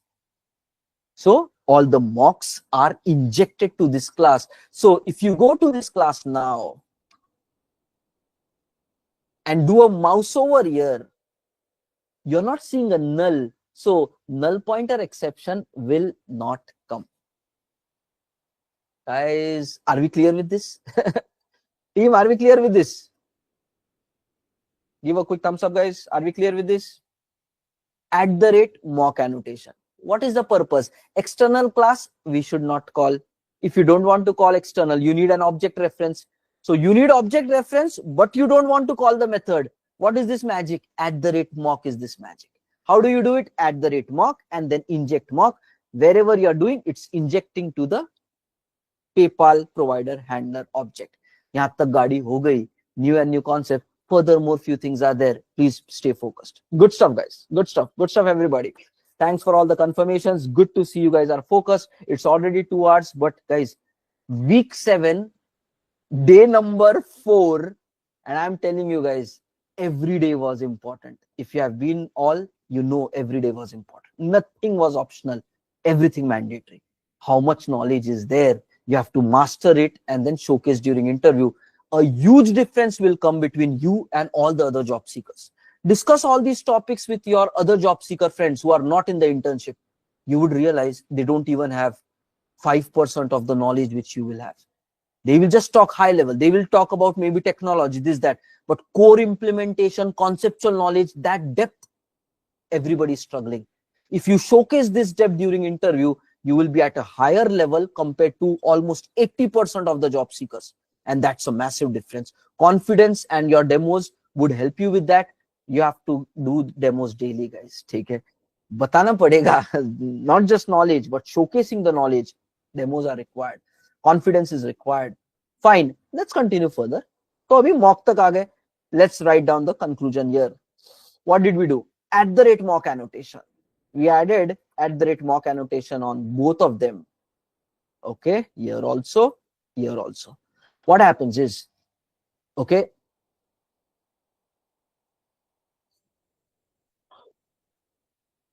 unit testing and mocking will take effect here. Okay, it will create dummy objects of above two objects and inject those mocks on PayPal provider handler. On this, you have done @inject mocks annotation. That is what it is. Okay. Chalo abhi ek aur aage isko let's experiment one more. The thread is still caught here. Okay, this is not null. Let's do this one thing. Dekho, currently whenever we are writing any statement, okay, let me terminate this. Let's go for it freshly so you can focus on this testing that we are doing right now. Okay, just observe. Here we have printed the first line, test method executed, and we can see the first line being printed, test method executed. Okay, you go inside this recon transaction. Here there is one more info. You do that. One more statement came here or not, right? So PayPal provider recon called, and then, so that means when the code is executed, logs are being printed. So it means the code is being executed. Fine. Now you go further. 1, 2, 3. Now get in this get order from PP. Okay. Now go inside this method, prepare HTTP request. Here two logs are there. One at the beginning, one at the end. Two log statements are there. And you're doing certain logic for preparing few things here. Fine. But now we don't go inside that method. I am simply doing a step over. And doing a step over, guys. Focus. Just see what happened. This is the mock magic. Observe. Object reference was available, so null did not come. Wonderful. But it is not actual object. It is a mock object. Because it is a mock object, this method never got executed. Because if the method would have, so guys, this business logic, this line number 34 to 40, these lines did not get executed. Because of that reason, you did not see this logger statement and this logger statement. That is the mock behavior. It gives you the object, but when you're trying to call the methods on that, it does not work. If you use a new operator and inject that here, so then the behavior will be altogether different, guys. Okay? So that's the power of mocking. Gives you the reference, but not the method calls. So we have seen that part practically happening as well. Those logs are not printed. And now you go to the next one. Okay, this one is coming. So accordingly, we are able to go through this. Now let's just walk through the rest. Dekho, what is our aim right now? What are we trying to do? We are just trying that when we call this test method, this method should run end to end. Firstly, we are only trying for that. There should not be any exception. There should not be any breaking. Once we are able to do that, then we will further understand how unit testing is protecting our code which we are running.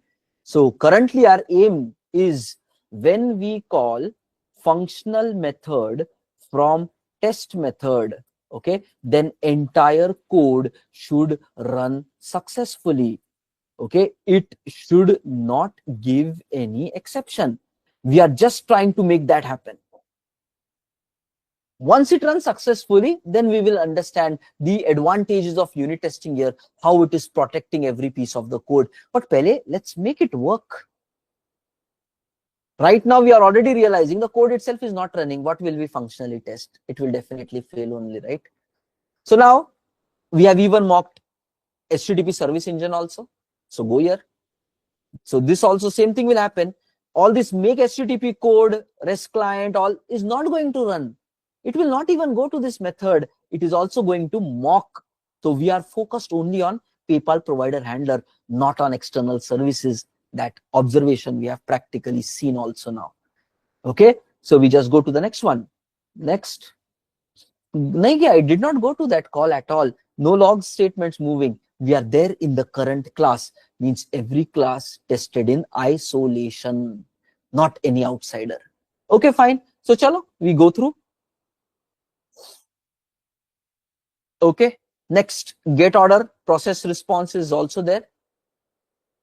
Guys, now comes some interesting question. Mock is giving you reference, not calling method. What will be the return type that it is going to give you? Okay, mock is very dumb. Mock says, you don't say anything, I don't do anything. You said mock, I gave you a reference. Now I'm not going to run the method also. If method is not going to run, what will be the return type? Null. In reality, if this functionality is executed, return type should give you HTTP request. But it is not even calling that. So mock says, I am dumb. I am just mock. I am dummy. I will not add any intelligence. You need to tell me what you want. We did not tell it. It is starting to provide null HTTP request. Similarly, we just mocked this. What is the HTTP response here? It is also null. So basically, everything is just nulls, nulls, and nulls. So when you call this also process get order response, this is also a mock behavior now. It will not execute that business logic. It will only return some value. And the default behavior is to return a null. That is a point to be noted. Okay.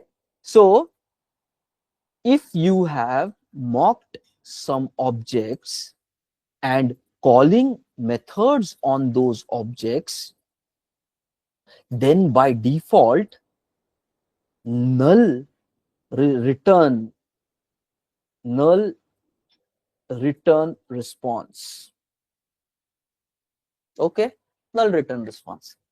But guys, again, now we have to think, code is not throwing exceptions so far, but null object is coming here. Okay, fine, you print that null object. You go here, you're printing all the null objects. In reality, when this code runs with business logic, it will have meaningful HTTP request, meaningful entity JSON, meaningful this also. Now all of a sudden you are saying null aa jayega. Arre. That means it is going to have impact in the system. So you go further, success order is coming as null here. And furthermore, what are you trying to do? On this null object, you're trying to say get PayPal status null pointer exception. That means we are one by one cleaning the road so that we can walk through it. First, those objects were null. We did something. Now, the object return values are null. And on that return value, there is business logic return. We have not fixed it. So what is expected? Again, a failure. A null pointer is expected. Boom, gone. It has led to another null pointer and failing there. We have written everything in a try-catch box, so it has thrown the exception. But this exception came because this object was null. That's not a good thing. We want to test this further flow.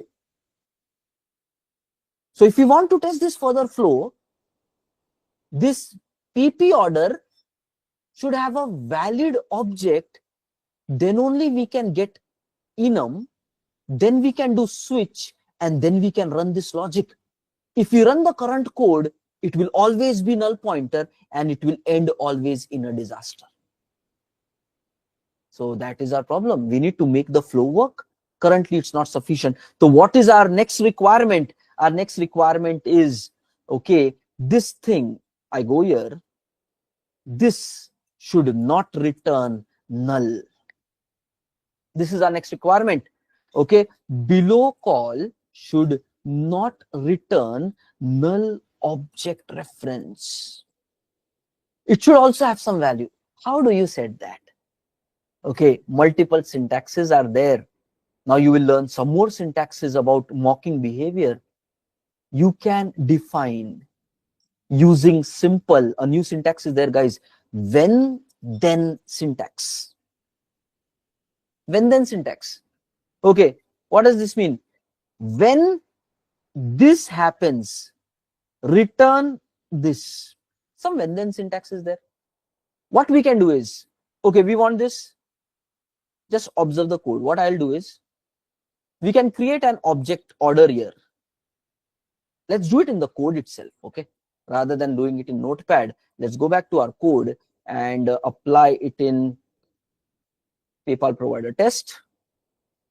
As part of, again, failing to execute means in the arrange part, we need to do some fixing here. Return type we need to fix. Okay, what is that? We need to fix this. Okay. So GitHub Copilot Intelligence is there with us. It is trying to provide us some code. I have not even given any instruction to this guy. Let's see what AI gives me. So first of all, AI is saying, okay, let's create a PP order object. Okay, fine. Sounds good. Control-Shift-O. Next. Setting some values for that object. Fine. Setting some object order ID. Fine. Array status ho gaya already. Next. Observe, guys. AI knows what needs to be done. As a developer, we might not know. Yes, developers are now worried. AI will, like, to what extent will the job market be affected? But look at the intelligence here. What we are trying to do, AI knows it. It is guiding us to do that. We have not done anything. We just gave line number 37 and AI knows, okay, one dummy object first needs to be created. It created a PP order object. Now it knows that some mocking behavior is required for the get order helper. That is correct. Okay, but what mocking behavior is required? Super. Mockito.when this is done, then do that. Something like this. Let's see whether this is working or not.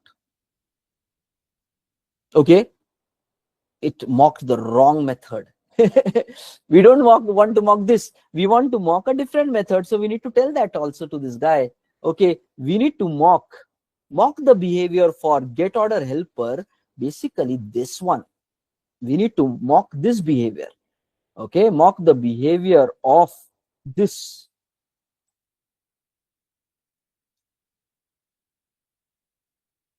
Let's say like this.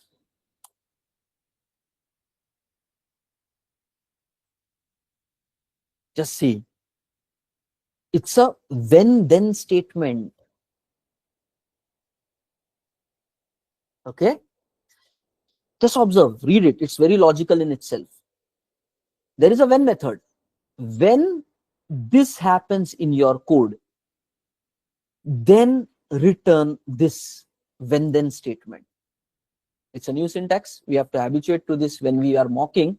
When then, when this happens, then return this. And this, we defined what we want.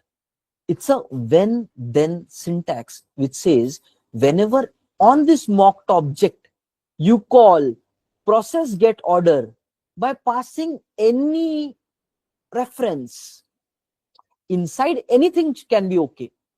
So if you are calling this mock object, pp get order helper is a mock object. Super. So on this mock object, when you call this method by passing any parameter in return type, you should give this success object you are guiding how the mocking behavior should be done. Okay, let's see first of all how it happens. Then we will try to take some notes about it. So we are saving this. Okay, let's run it breakpoint.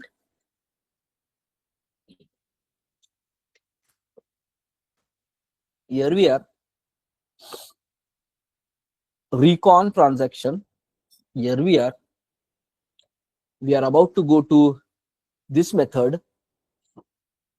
We have overridden line number 132.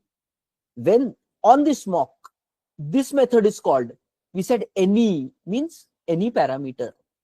In this case, earlier it was giving us null. Now we said, give me some other object. Let's see whether it is working. Okay, prepare HTTP request. Did we mock this? Did we override this? No. So it is giving null. We did not define when pp order dot prepare HTTP request is called, then what should happen? If you define that, here also maybe something else should have happened. Currently, we did not define, so it is going as null. Second, we did not even override HTTP engine dot make HTTP call. No problem. Yes, we have overridden this last one. Let's see how it goes. You're about to call that, and let's see what behavior happens this time. Observe. Mock is taking effect here. You have defined that behavior. When this class, this is a mock class, when on this mock class, this method is called by passing any parameter in the return, did we not set this value 1, 2, 3, 4, 5 and completed? Observe. PayPal provider handler test. We define that behavior. When in your execution, you run the code like this, PayPal order helper dot process this and pass any parameter. Null is also like any means including null. Then return this. What is this? We created the object here. You provide whatever values you want. Accordingly, your functional code is going to return that object. So guys, we were able to override the mock behavior. For that, what have we done? When, then statement. Okay, so a new thing that we have learned. Let me copy this piece of code into our notes as well.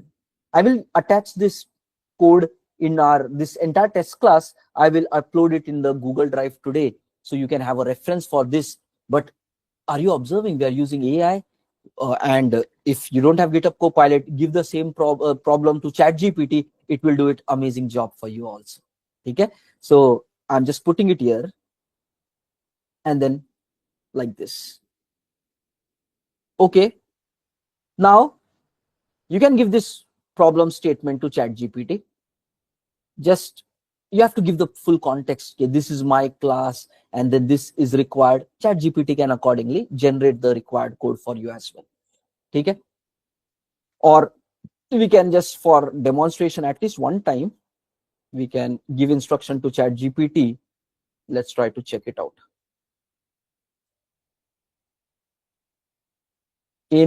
Okay, generate Mockito when then statement. Okay, when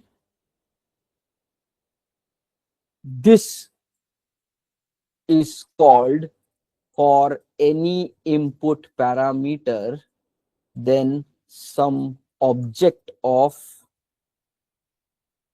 this should be written. Okay, example like this. Let's see.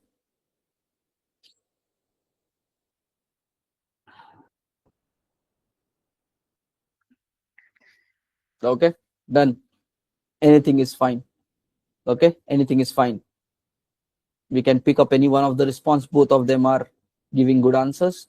Just see, it said first you create your own order object, and then you can simply do when this, then return this. Nothing but again when, then any, same thing. So AI is helping you to make decisions nicely. And then it is explaining also how these things work. So that's our new syntax. Try to observe one thing. It did not wrote, ChatGPT did not write here. GitHub Copilot did mockito.when, mockito.any. This guy did only when and then. What is the difference? You need to understand. This when is nothing but, I'm doing an F3. It's a static method defined inside Mockito. When is a static method which is defined inside Mockito. Similarly, any is also a static method which is defined inside some other argument matcher. What you can do is you can come here and for readability, remove this Mockito from both the places and do a Control-Shift-O organized import. Compilation problem is gone. You did organized import. Okay. And what is happening? Let's observe here. You come here. When Control-Shift-K, just say using core Java related static import concept. So either you do mockito.when and this .any, or you can simply do static import. If you do static import, means these two methods are static in nature and you have access to that within your system. So that is where ChatGPT provided this kind of a reference for us. We can do Control-A, Control-I. Okay, this is fine. When this, then this. Super. This is more readable. So using static import concept, you can just write it more simply also. But over and all, what have we done? When response is happening, we are returning back a dummy response now. We are controlling the response of mock behaviors. We don't want what logic happens inside, but we want output. That is what we have done here. Okay, let's again test it once more. We go back with a debug mode. You go back with a debug mode. Recon is happening. You're inside that method. Let me put up a breakpoint here now. We will remove it from here. Resume. How important debugging is, right? How can you find all these things otherwise? Just by coding. It's very hard. So this breakpoint based coding will help you to quickly analyze and complete your unit testing. Okay. So yes, this object should come. Fine. You're coming here. Now we can go to the next flow as well. But guys, we learned a new concept using this when then. Okay, using this when then, we can override using this when then. We can override the return type of mock objects. And then this static import you have to do. We used ID based Control-Shift-O. It came for us automatically. Okay, fine. Are we clear with this, guys? So mock ka return type also controlled. Are we clear with this, team? Interesting. These are very interesting concepts. Okay, one use case kar lo because it will help you to debug and understand what is what. These are again all tools we need for doing unit testing and mocking. Okay, good guys, everybody. Let's continue further. Okay, now let's run it. We want to run the method successfully. Abhi tak pahuncha hi nahi hai. One journey is not happening. All these things are required in the journey itself. Okay, let's do it further. Okay, so we go back here, back to our code. Where are we? Where is the thread right now? The thread is here. We returned a dummy object because we want to see further code working. So you go here. Earlier it was null. So at line number 67, it threw some exception. But now it is not null. Status is coming as completed. Wonderful. Status is as completed. So it is going to then belong somewhere here completed. Let's walk through at least one process. So we go here. Next. Okay, then trying to run this. You got the corresponding enum back completed. You're doing a switch based upon it. You go here, you directly switch. This exception is gone. You're directly inside the completed now. This transaction object is what you have passed in input, right? We pass that as an input. So you go here and then you are at this line, you mark the transaction as success. Okay. So now guys, business logic is being defined. For this input, completed status is coming. Now think about it from that perspective. You called PayPal provider, and you got a completed status. What behavior you want? Guys, that is now we are getting into testing part. You have to imagine, okay, you actually called PayPal provider and you got a completed response. What do you want in response? We want that the status should be marked as success. And we want that the value of retry should be incremented. And we want that these two things should be updated in the database. So what is our expectation? Now we are starting to define. When we get completed status from PayPal provider, we want that retry count should increment by 1. Transaction status should be success, and the value should be updated in DB. Yes, is this not what you're wanting your system to behave? This is testing, right? Earlier we manually did it. Postman say running it and trying to see whether everything is happening properly or not. Now we are writing a code which is going to do that verification for us by running in isolation than remaining entire system. We are building a system to test itself by isolating all the other parties. That is amazing. This is magical system now. Okay. How do you do this? Chalo banate hai. Right now we are just coding. Let's walk through this journey and then we will define these clarity. So status is being modified. Okay, super. And then you go here further. Exception is not thrown. You're directly here. Okay, very good. Now you go further. What will happen about this status? Array, initial status is null. Because how is the initial status prepared? From transaction object.getStatus.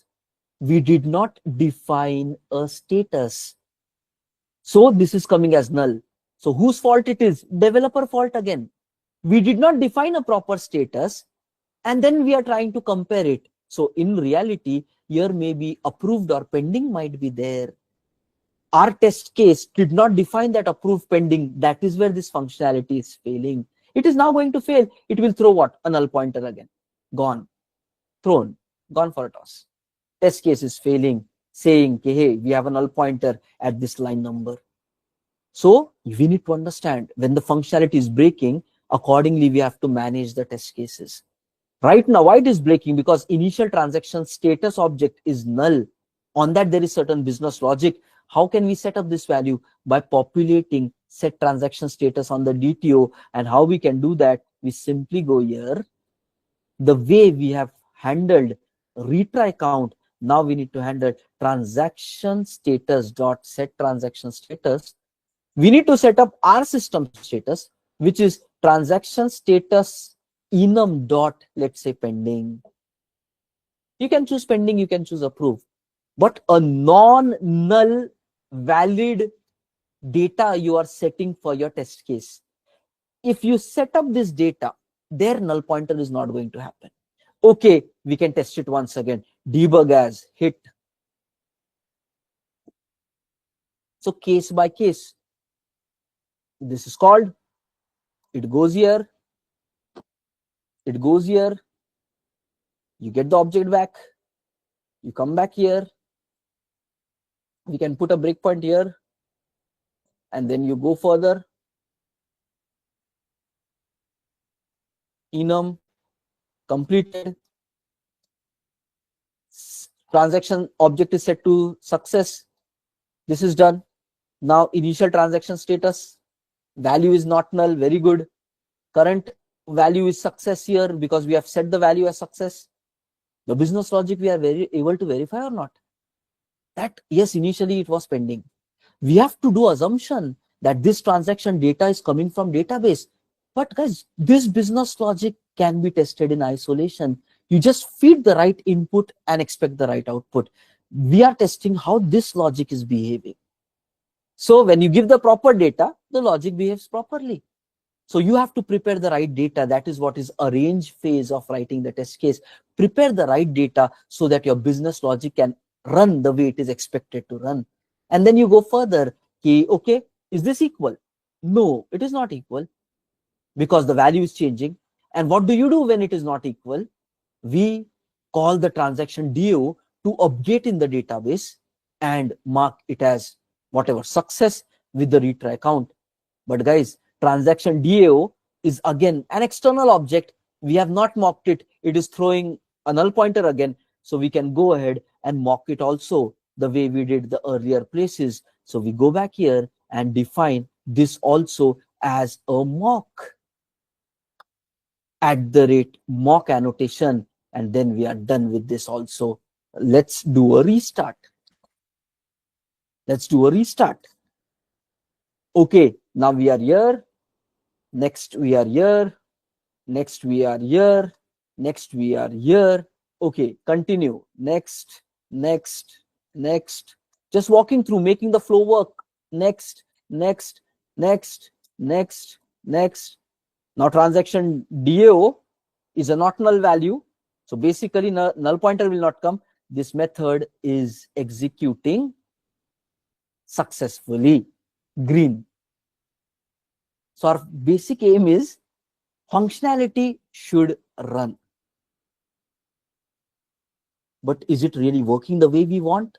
We don't know that. But functionality should run. That is our first aim, which we made a lot of tweaks in the system, made the functionality working. Guys, are we clear with this? Functionality should work. Are we clear with this? Whatever problems were coming in the journey, one by one, we sorted everything and made sure end functionality works. Right now, we have reached to that state. Okay, fine. It is shown green. But now, guys, this is interesting. Focus. Now comes the power of unit testing. This was expected. This is not magic. Now is where unit testing is required. Is to verify whether your business logic is working the way you want or not. ये सब तो हो गया ABCD of how to do things. Your aim is now writing a expectation.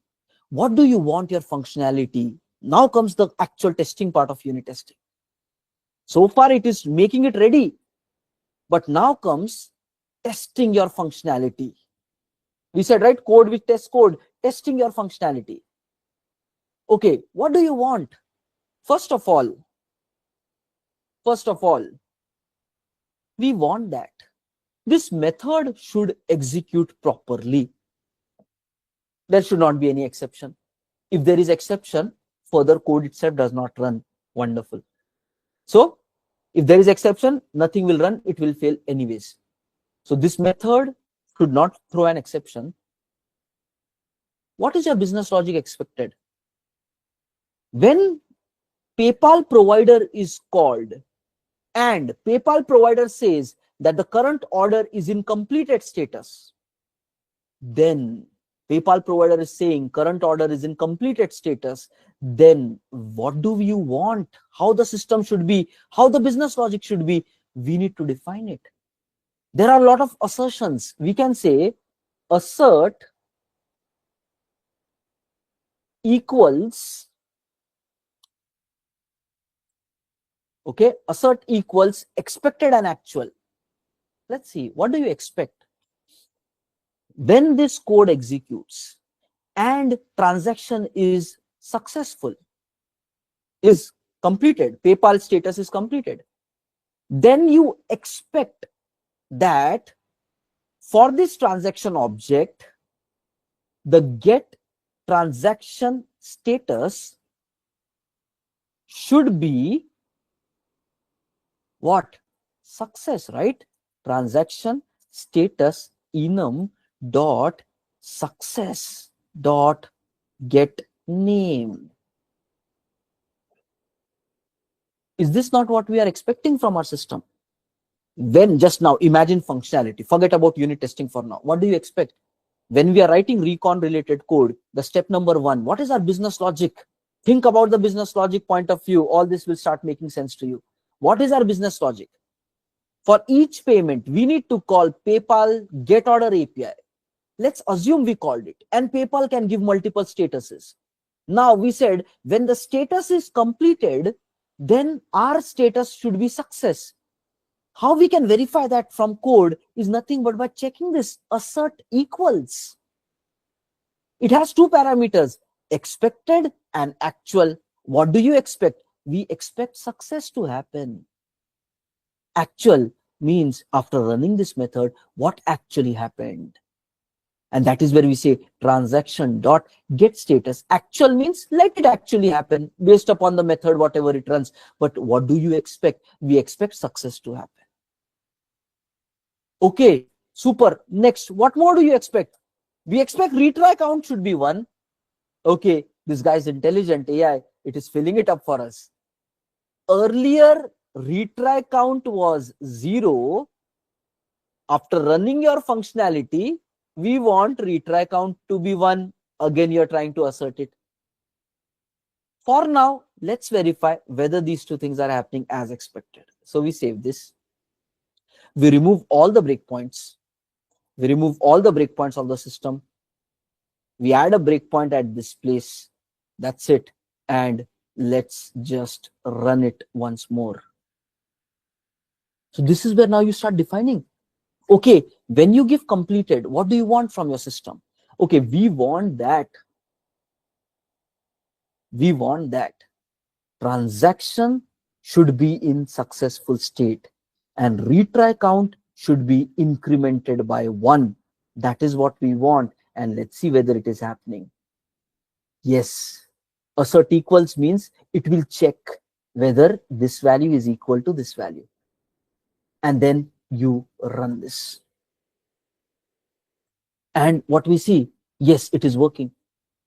Now imagine in the year 2025, today, 22nd of May 2025, you have written the business logic, you have written the test case, and you're saying, fine, this is all super, the code is working. And now you're not there in the company anymore. And then what happens? Future generation comes in and they have a requirement. What do they say? When completed happens, we are not supposed to now mark it as success. We are supposed to mark it as something else weird. Instead of success, they are modifying the functionality. They say instead of success, we need to mark it, let's say, as approved. They changed the business logic. Maybe the future requirement wanted that. They changed the business logic. And now you're doing a save. And now you are running this test case again. Right click, run. In future, whenever those guys modified the code, they ran this test case. And then what is happening? Our case, which we have written right now, is failing. The right now scenario says it should return a success only. How can it give us something else? This is what is this assertion telling about. Expected was success, but we are getting approved. That means the way older system was working, now something changed. Now they might be like, yeah, but this is a new business logic. We need to change it. It might be knowingly, it might be unknowingly. If it is knowingly, then you will be like, okay, not a problem. We can fix this to be approved because it's a new business logic. But guys, you need to start thinking about further impact. That if you start updating it to approved, guys, if this test case can fail, maybe the older system, which was expecting some business logic, that will also fail, right? Older system was expecting when completion happened, it should be marked as success. If you change that logic, you never know, maybe the client application has written some business logic that will start failing. So repulsive impact will be there if your test cases are failing. So don't just think that, oh, this test case has failed and now that means, okay, I'll just change this to approved and work will be done. No, you have to think deeper. That, okay, you can fix this to approved, it will work. But what if other dependent systems are there on this core logic? Maybe they also have to change that, not success but approved will be coming, and then they have to write a different handling. So failure in test cases gives you a thought that you have broken existing system. Think about what you're doing, because existing system wanted success, you have now modified it. Think about what you're doing. Is it right? Is it wrong? And then the developer thinks, and then the developer has to fix the problem properly. Okay? So this is how the impact of unit testing comes in picture. You write it once, it will run every single sprint forever, and whenever somebody changes anything in the system, it will tell that also. Okay, so guys, now that comes the power of unit testing. Okay, are we clear with this, team? Okay, power of unit testing. You define simple assertions, but how to use it and impact of that, understand that. It is what equal expected, but when change happens, how this fails, that is worth knowing, because that is what is controlling and protecting our system. Whenever failure happens, means something has gone wrong, which was not there earlier. Now you have done it. That's what it is. Okay. Furthermore, guys, there is one more nice use case which we can use for testing. Good, everybody. So generally, juniors struggle a bit with unit testing, but I think today, 8 use case end to end, we have caught it so that your mind opens to possibilities of unit testing. Okay. Okay. One more possible verification scenario could be there. Just trying to give you some inputs here. Okay. So yes, it has to be success. Test case failed. Now those guys will be, array yaar, completed mein, how can we give approved? It's a mistake. We should give success only. So then you will be fixing the code on the functionality part, let's say, and then trying to rerun it. And when it reruns, your logic will again go, and then it is green, means life is cool, everything is happy. Okay, fine. Furthermore, one thing is there, right? Okay, database update should happen. Currently, we have not verified that. We only verified increment by 1 should happen. We only verified increment by 1 and status should be success. There could be this another testing which you can do, guys. Okay, you can do this another testing, which is, just observe, whenever we are done with our activity, we are calling update transaction for recon, right? Update transaction for recon. This is, yes, mock object, but on the mock object, we know that whenever we call this method update transaction for recon, it goes and updates in the database. So, and you know that when you're writing certain business logic here, you know that these two statuses should be even saved in the DB. So now you can define an expectation verification clause, guys. Observe here. Okay, we can define that. Okay, ensure this method is called one time. On the mocks, you can define this kind of expectation. In that code, expect that this method is called one time. Let's see what GitHub Copilot gives us. Super verification method it is giving. That means Control-Shift-O. Awesome. Times. Okay. You can now define. So you can do a lot of experimentation in the arrange clause. Some this kind of mock behaviors will be there. Sometimes object settings you will be doing like this. In actual act section, you will call the business logic, and in the verify section, you will do whatever you feel is the right thing to do to ensure your business logic is successful. One important point you need to understand. You have to try to verify your system as close as possible. Okay, what does this mean?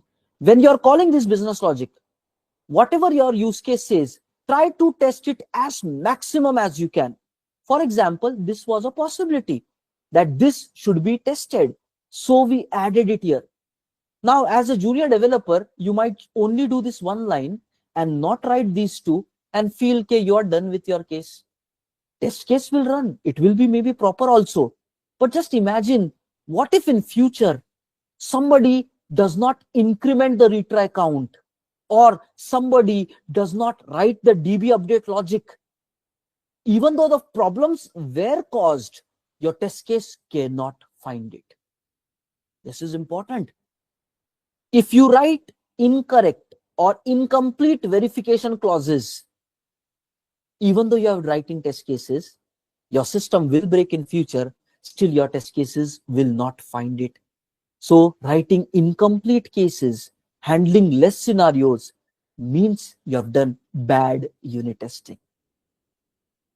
If you're just doing this for the sake of doing it, just to get this green marks, that's not the aim. That is to tell you, okay, now it is working. Your actual maturity is required to make sure every possibility of your use case is handled. Whatever you can test, you should put it like this. And then what happens? You have now 3 checks. Success should come, retry should happen, and this method should be called one time. If any of this fails, in future, test case is going to fail.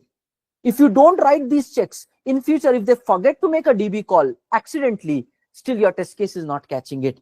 So you have to be really careful. Every possibility, try to track. Any deviation which happens in future, your test case should fail. So that is where your actual maturity is required. Not just writing a unit testing, but making sure functionally it has meaning.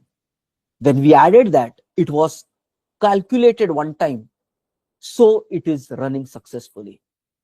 If you say this method should be executed 0 times, some business logic might say it never executes. But if your code runs it, then it is a mismatch. Then that is causing problem. Okay? Never wanted, but it is invoked. You said this method should never be invoked, but it is actually invoked in running time. So you can put your checks like this. You can put further checks. If this method throws an exception or this method does not throw an exception, everything can be set as expectation. Okay?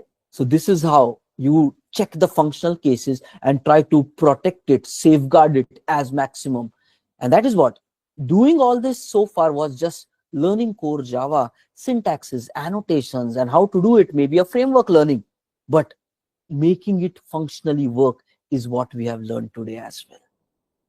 Business logic wise, you run through it with breakpoints, when what to do, where to mock, where not to mock. When you do it with business logic, it starts having a different meaning rather than just knowing technically how to do. That is basic, maybe core programming, framework programming. But doing it with the project needs additional maturity.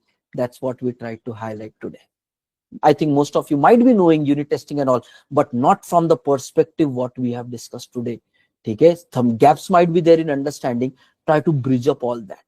Okay, some might already be knowing it. So different people, different experiences of life. So, but anyways, if you found some deeper learnings today, take it to the next level and understand unit testing is valuable and needed for the projects, but you need to do it properly to cover all cases. Okay? So guys, got the point? Samjho. Go to the deeper aspect. Okay, एक case चल गया. More cases we will protect like this. Now one more concept comes, guys. Industry needs all this. If you are struggling to understand, means you have to work more harder and get these things quickly, because industry is running very fast with AI and other things. So you need to be faster in pace. Okay, so adapt fast, learn fast, go faster. Okay, fine. Now there is another concept, guys. Code coverage. We said, right, ki your lead will say how much percentage of code have you covered. As a developer, you might just do this one method. Okay, as a developer, you might just put one method. This is saved. I am running it once more.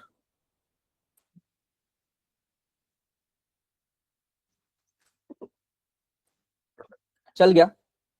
Everything is executed. System is behaving the way you want it. One method we covered. You might go to your lead and say, "Oh, I've done everything. This is working so nicely." Okay, lead, your tech lead will ask, "How much is your code coverage?" Okay, code coverage means how much of your functionality is actually covered by your test cases. I'll show you some nice insights here. Okay, let's go back to our project here. This is our test class. The way earlier we were doing run as, debug as, there is one option you can do coverage as. It will not be available by default. Okay, we need to do some settings. I will discuss about that, how to set it up. But there is going to be an option coverage as, and then you do JUnit test and run it.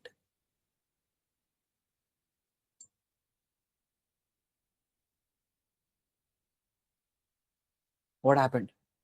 Some highlighting started happening in our IDE. Green means the lines which are executed. Observe here. When we did coverage as, IDE is now doing much more thing. Along with executing the code, it is tracking how much code was executed and it highlighted it into green color. So yes, our test method was executed, but not just the test method. If you go inside the recon transaction F3, here also it is highlighting what code is covered by your test case. Just observe.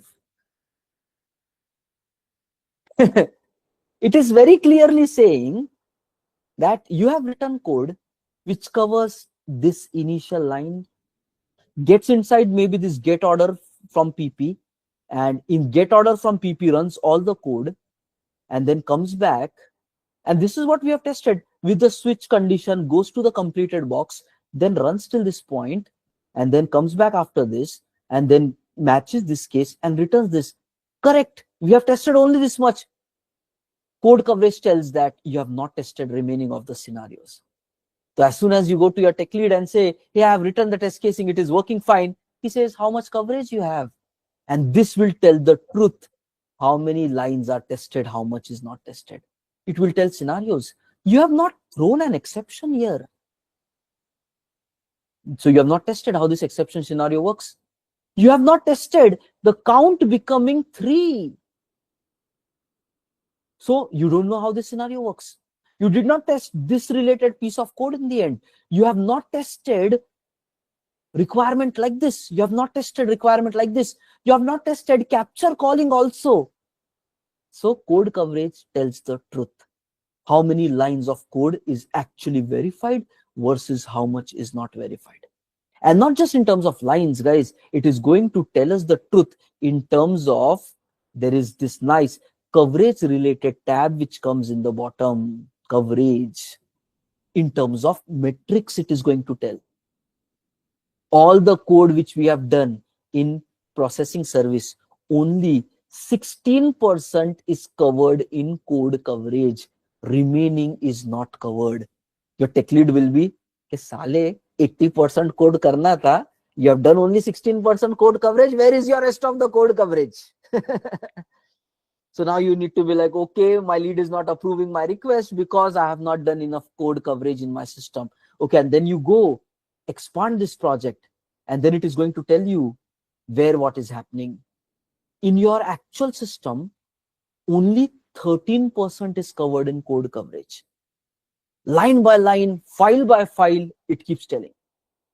You can see majority of the coverage is available here, 47%. What is that? It is PayPal provider handler, nothing but what we are writing right now. The class we are writing right now, PayPal provider handler, is covered 47%. People will be like, okay, try to make it 80%, try to make it 90%, try to cover as maximum cases as you can of this scenario. And then one by one, now again, same concepts you have to do what we were discussing so far. You have to now start thinking, you will create another method. Instead of returning completed, now think about it. You will simply create one more method here. Instead of returning completed, there you will set up as pair action required. And then you know that code flow is going to change. When pair action is required, it comes here and then it goes through this piece of code. It does not run this piece, but it runs this piece. So how will you do that testing? Let's do it right now. You want to remove this color because it is irritating to eyes after a certain time. So you can simply close this box. We don't want this code coverage. Just come here, click this. So color goes away. Now what is our second scenario? So here we tested test method completed. Okay, completed PayPal provider case. Okay, in that system should behave like this. Okay, very good. Now I want to see in pending how the system should behave, how we can test that. You copy this entire method, you make it one more. And there, maybe currently pending is fine. And instead of PayPal status completed, if you remember, we have created some enum also, PayPal status enum dot, you can say pair action required dot get name. You're providing a different scenario now. Now think about it. When pair action required is happening, your system is working fine. In the end, it is giving pair action required. You're running this. Okay, what do you expect when pair required action should happen? Firstly, you expect that it should not become success. If it is pair action required, you want that initial status and beginning status remain same. No change in status. For pair action required, status should not change. Only count should be incremented. Again, business logic you need to carry forward. So it should not be success now. It should be same as initial status. Okay, it should be same as initial status, which is nothing but this one.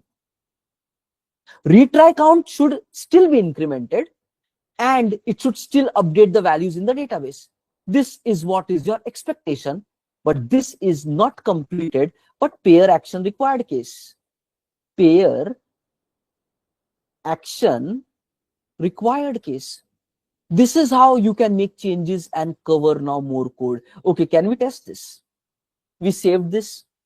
If you don't want to test the previous one, you can simply just comment the test box so that now your entire focus can come on the second method, and then you can put up a breakpoint here and then execute this breakpoint.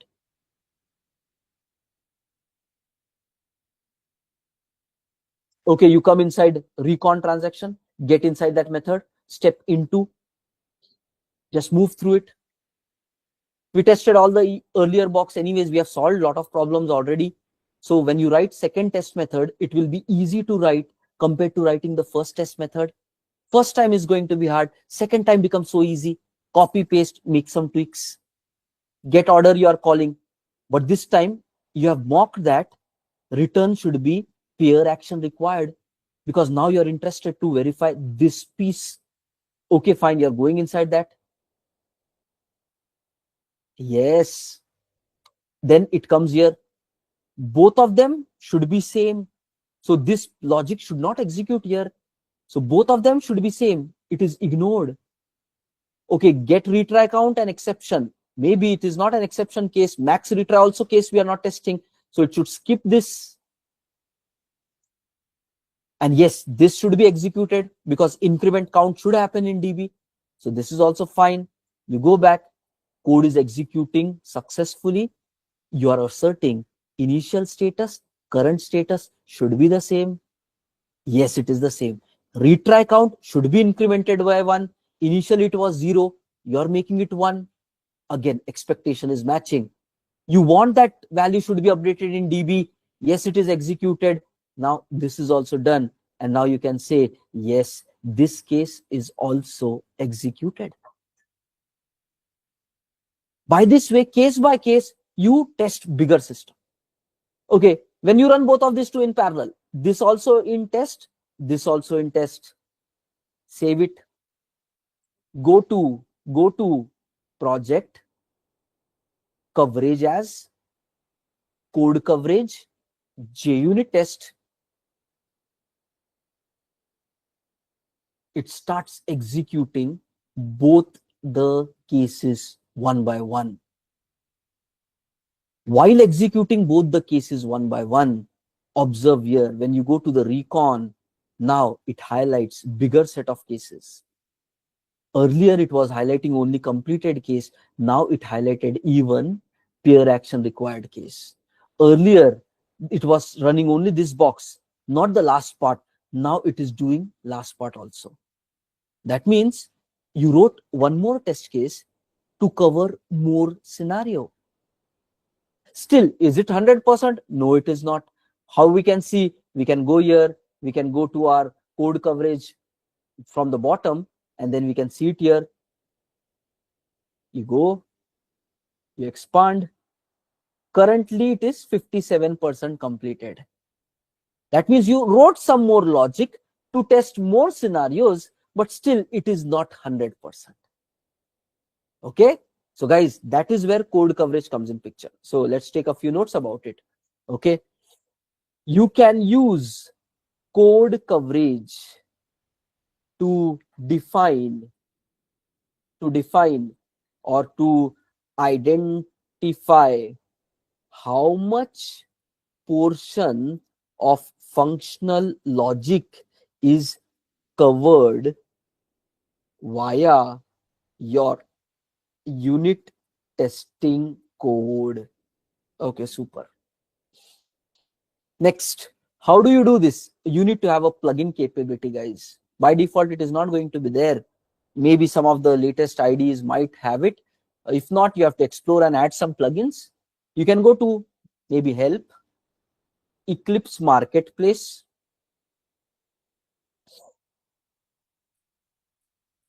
Okay, help, Eclipse Marketplace.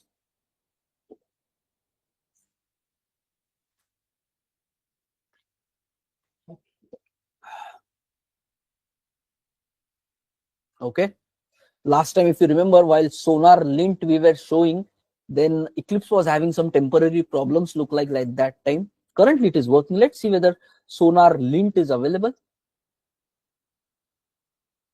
I think SonarLint or SonarQube. Yeah, SonarQube. So you can just search for SonarQube, install it. In my machine, it's already installed. So SonarQube is the static code analyzer. I think few weeks ago, while we were demonstrating, Eclipse was timing out when Eclipse Marketplace, some temporary glitches could be there. Right now, same thing works. So we added SonarQube as a static code analyzer, which keeps giving you suggestions. Now, just do it for code coverage. Search for code coverage. Search for code coverage. And you will find this kind of an code coverage.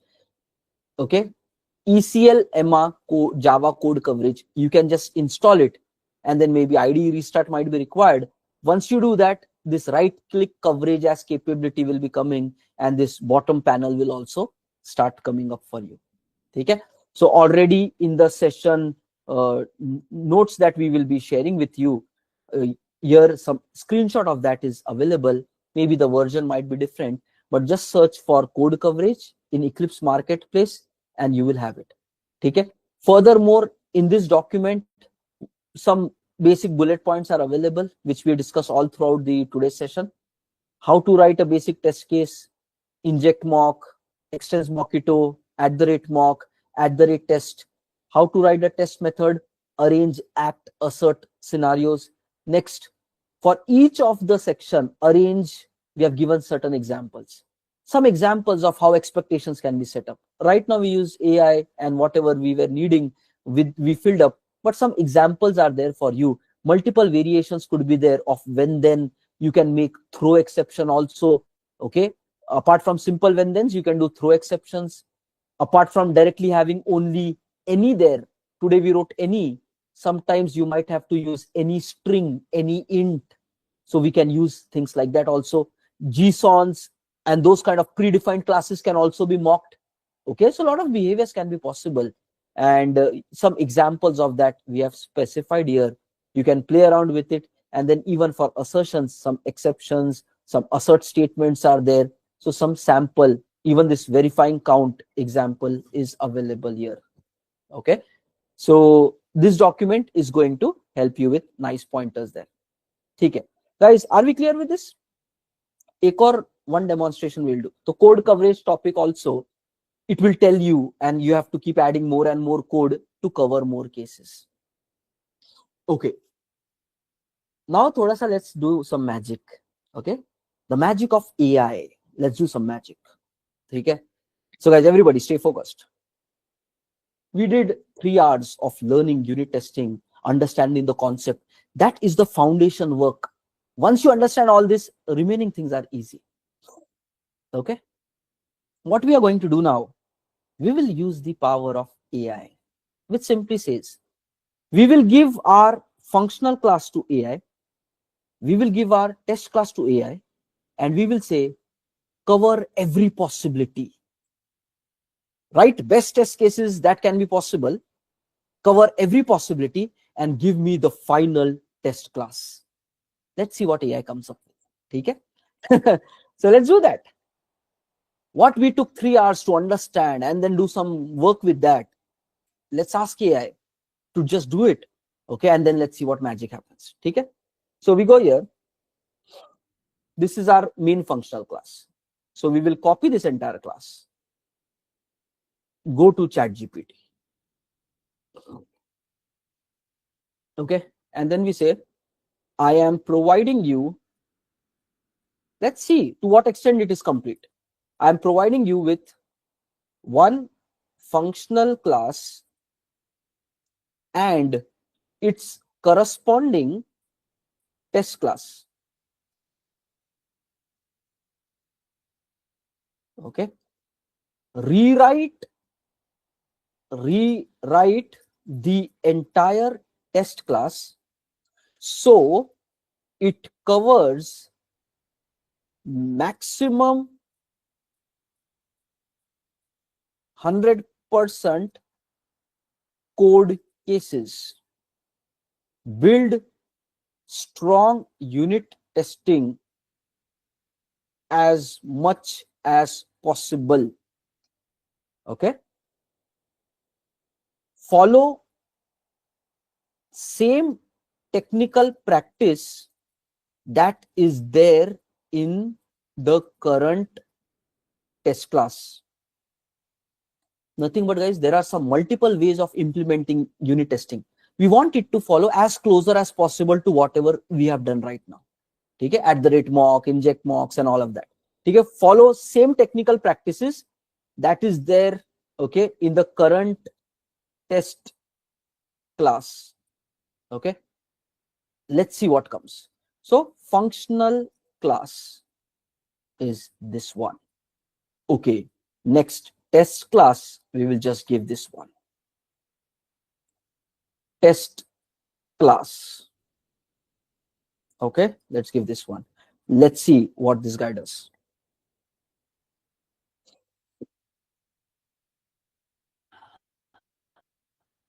Okay, lot of analysis, it got busy.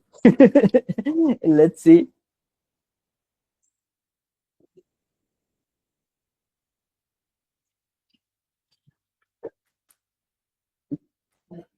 Okay, sometimes you give a bigger task, it spends some time in figuring it out.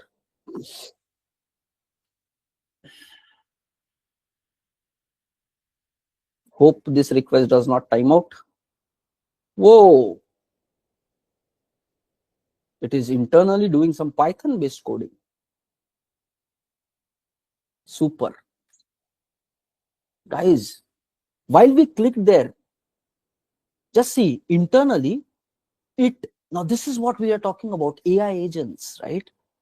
It took our entire code and then it wrote Python based script to continuously write some test classes for that in a Python based console, maybe somewhere, to write continuously test classes for that. But this is all full Java itself, but it is just pasting everything, return test class, something, and then it was trying to execute the entire code, okay, multiple times, and try to get a code coverage maximum possible to 100%. It kept writing it, testing it, writing it, testing it. That is where it took some time. Next, it is telling you it includes all logical branches like these all cases, exception handling. Next, retry count this much, some DB conditions, and mocking all the required dependencies. Means it dissected our entire functionality, accordingly has written a newer version of test cases for us. And we can check it out. It is just in line to what we were doing. Class extends with Mockito, multiple objects @mock annotation. For this one, inject mock. Next. Before set each it used nothing but before running every test method, you can do this initial setup, always resetting it to like this. So a bit of optimized also. For every method, why to do this multiple times? Let's do it one time. So for every method, resetting object and resetting maybe the retry count to 0 and setting up this one. Okay, next, for now, one by one, methods for everything. Test completed successfully. In this one, we run it, and what do we expect out of it? Next, test pair action required status. Here we want it as pending only, retry should be there. This is one. These two things we completed. Next, it wrote captured. Test approved status capture use case. Then it is trying to provide that also. It is further trying to mock now HTTP request behaviors, mocking the HTTP service engines also, and then defining what to run, and then calling it and then saying, okay, capture call now needs to have some functionality. And just observe, multiple capture failed scenario, exception is coming in get order scenario, exceeded maximum 3 retry scenario. Nothing but it came up with functional cases of what can break in your system. Can we put it into code and see whether it is working also? Let's do that experiment. What we will do is, current code we will keep as it is. We will create a new test case only for testing purpose. Let's call this as PayPal provider handler AI. Right click, new class AI test or AI generated. Just for clarity between the two, we will not touch our current code, but we will do it like this. Okay. What we will do is, whatever now came from this tool, we copy everything as it is, full code copy, and then move here and replace it here.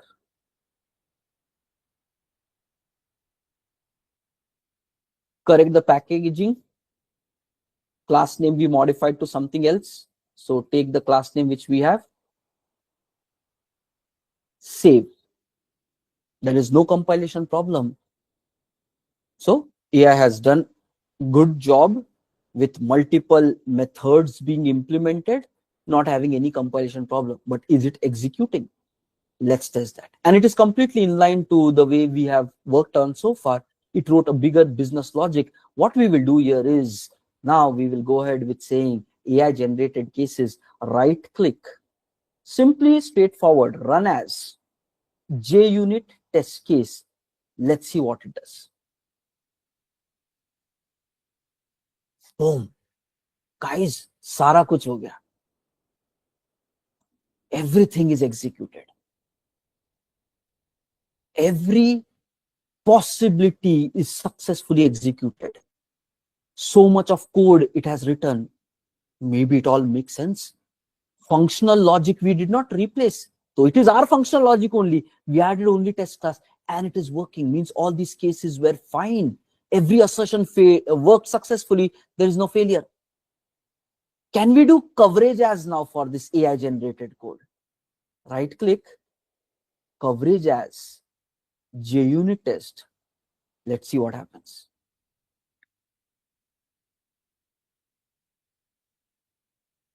Okay, it ran everything. Earlier we were seeing what 16%, something bigger percent. Now open and go to our functional class. What is our functional classes? Just observe here. PayPal provider handler is 97% code covered. You ask a junior to do that, he takes easily more than 1 day to do these things. Now within 5 minutes, AI just made it happen. 97% code coverage. You click on this and it tells you the entire story. Why not 100%? It tells you the full story also. Because default case it was not able to test. Okay, default case, it was not able to test, but remaining everything, it verified. Observe. Now you have to start thinking, can default case ever come? Maybe it's a problem that we caused. Can default case ever come? When can this default happen? If the enum gives some value, which is maybe not belonging into 1, 2, 3. What is our current enum code? PayPal status. It can be only 3. That means if it can be only 3, when the switching happens, it can be only 1, 2, 3. What if PayPal gives you some other status? In that case, maybe PayPal can give, but we are not handling it. So from string method that we have written gives a null. Means PayPal is giving us one more value. We are simply returning back with a null. And when null happens, you try to switch with a null, it does not go in default. Maybe it threw directly an exception. So we got to know one of a bug which we have in our system also. That is where, while you code, while you are doing unit testing, it reveals the bugs to you. If you cover it to that level, there is a bug. If PayPal is now giving us any other status which does not belong here, it is not going to fall in default. It will throw an exception. Maybe you need a default handling. Maybe here you need a null check. And you want to define the behavior, what to do when PayPal gives you a non-this value. One complete logic is missing in this code. So when you do this kind of unit testing, and precisely, you would get deeper grip. So you tested all this, everything is fine, and all this code is working. Now guys, don't you think AI is powerful? And don't try to compete with it. This is madness, saying, no, we will do better job, like developers are going to perform better than AI. It is not going to happen. You have to accept it. And guys, it's a kind of a machine. When you are having a car with you and you are there, you're not that mad. Okay, one side pe car bhag raha hai and you are running along with the car. You don't try to compete with the car in running. You sit in the car and learn to drive it well. That is AI. We are still developers, even on LinkedIn and all, working professionals are dealing with it very immaturely, trying to compete with a machine which can go super fast in sky also. And you are saying, I will jump higher and go in sky. It is not going to happen. You need to sit inside this rocket and then deviate it properly. That is where your career will be built.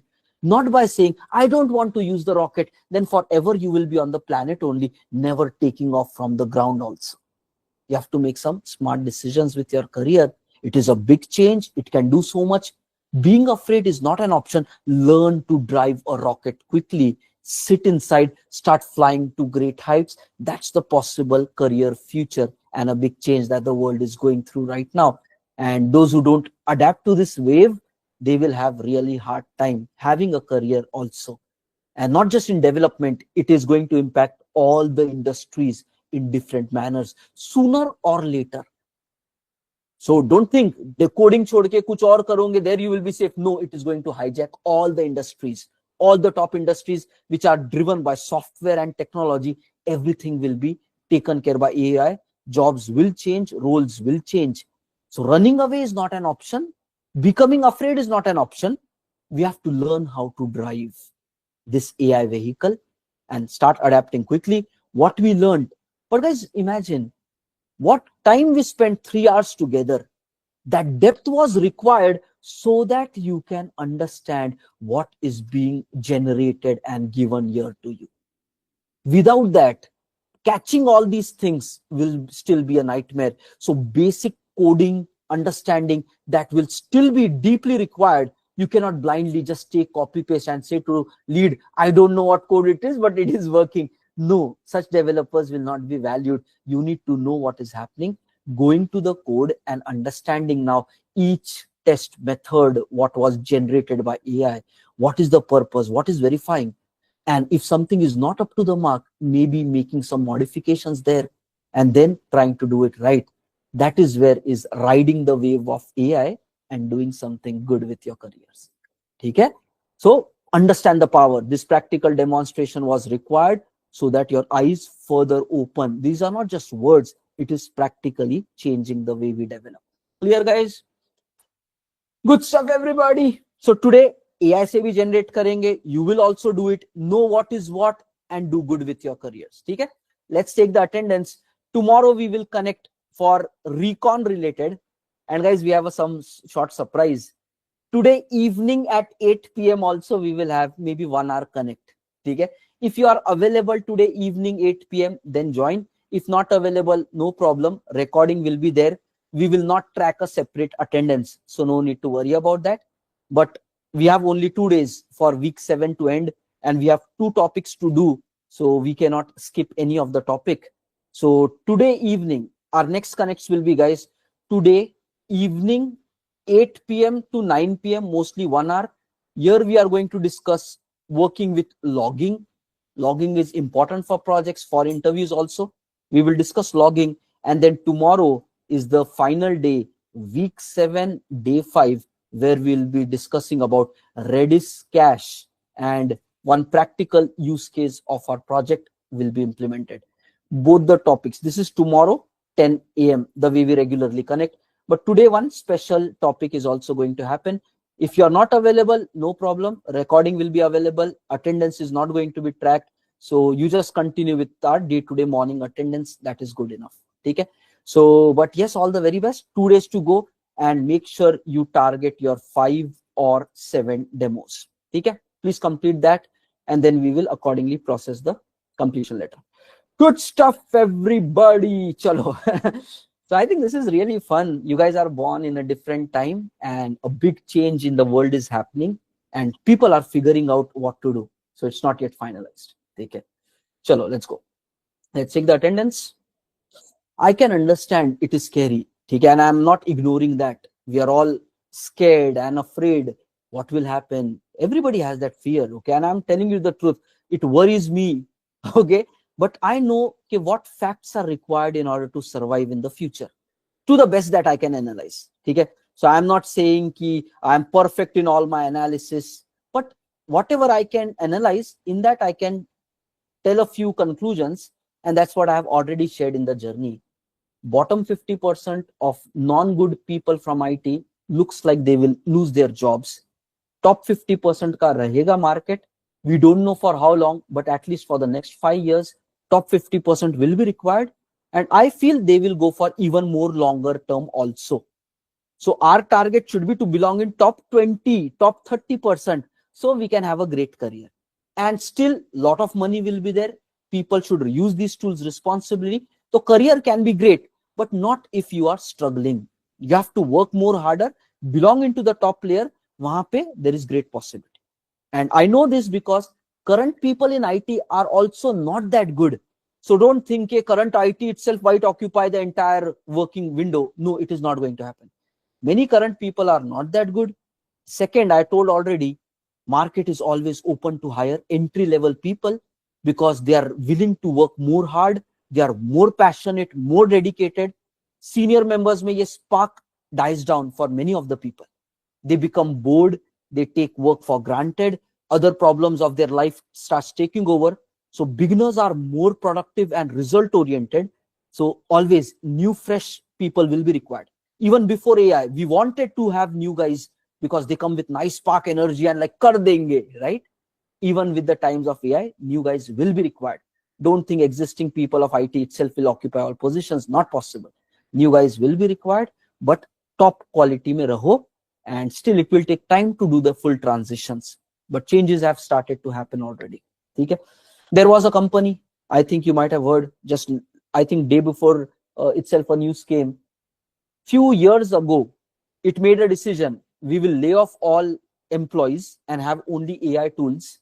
But just 1 week before, it realized their entire system started collapsing. Their business dropped down drastically, and AI was not sufficient to do all that work.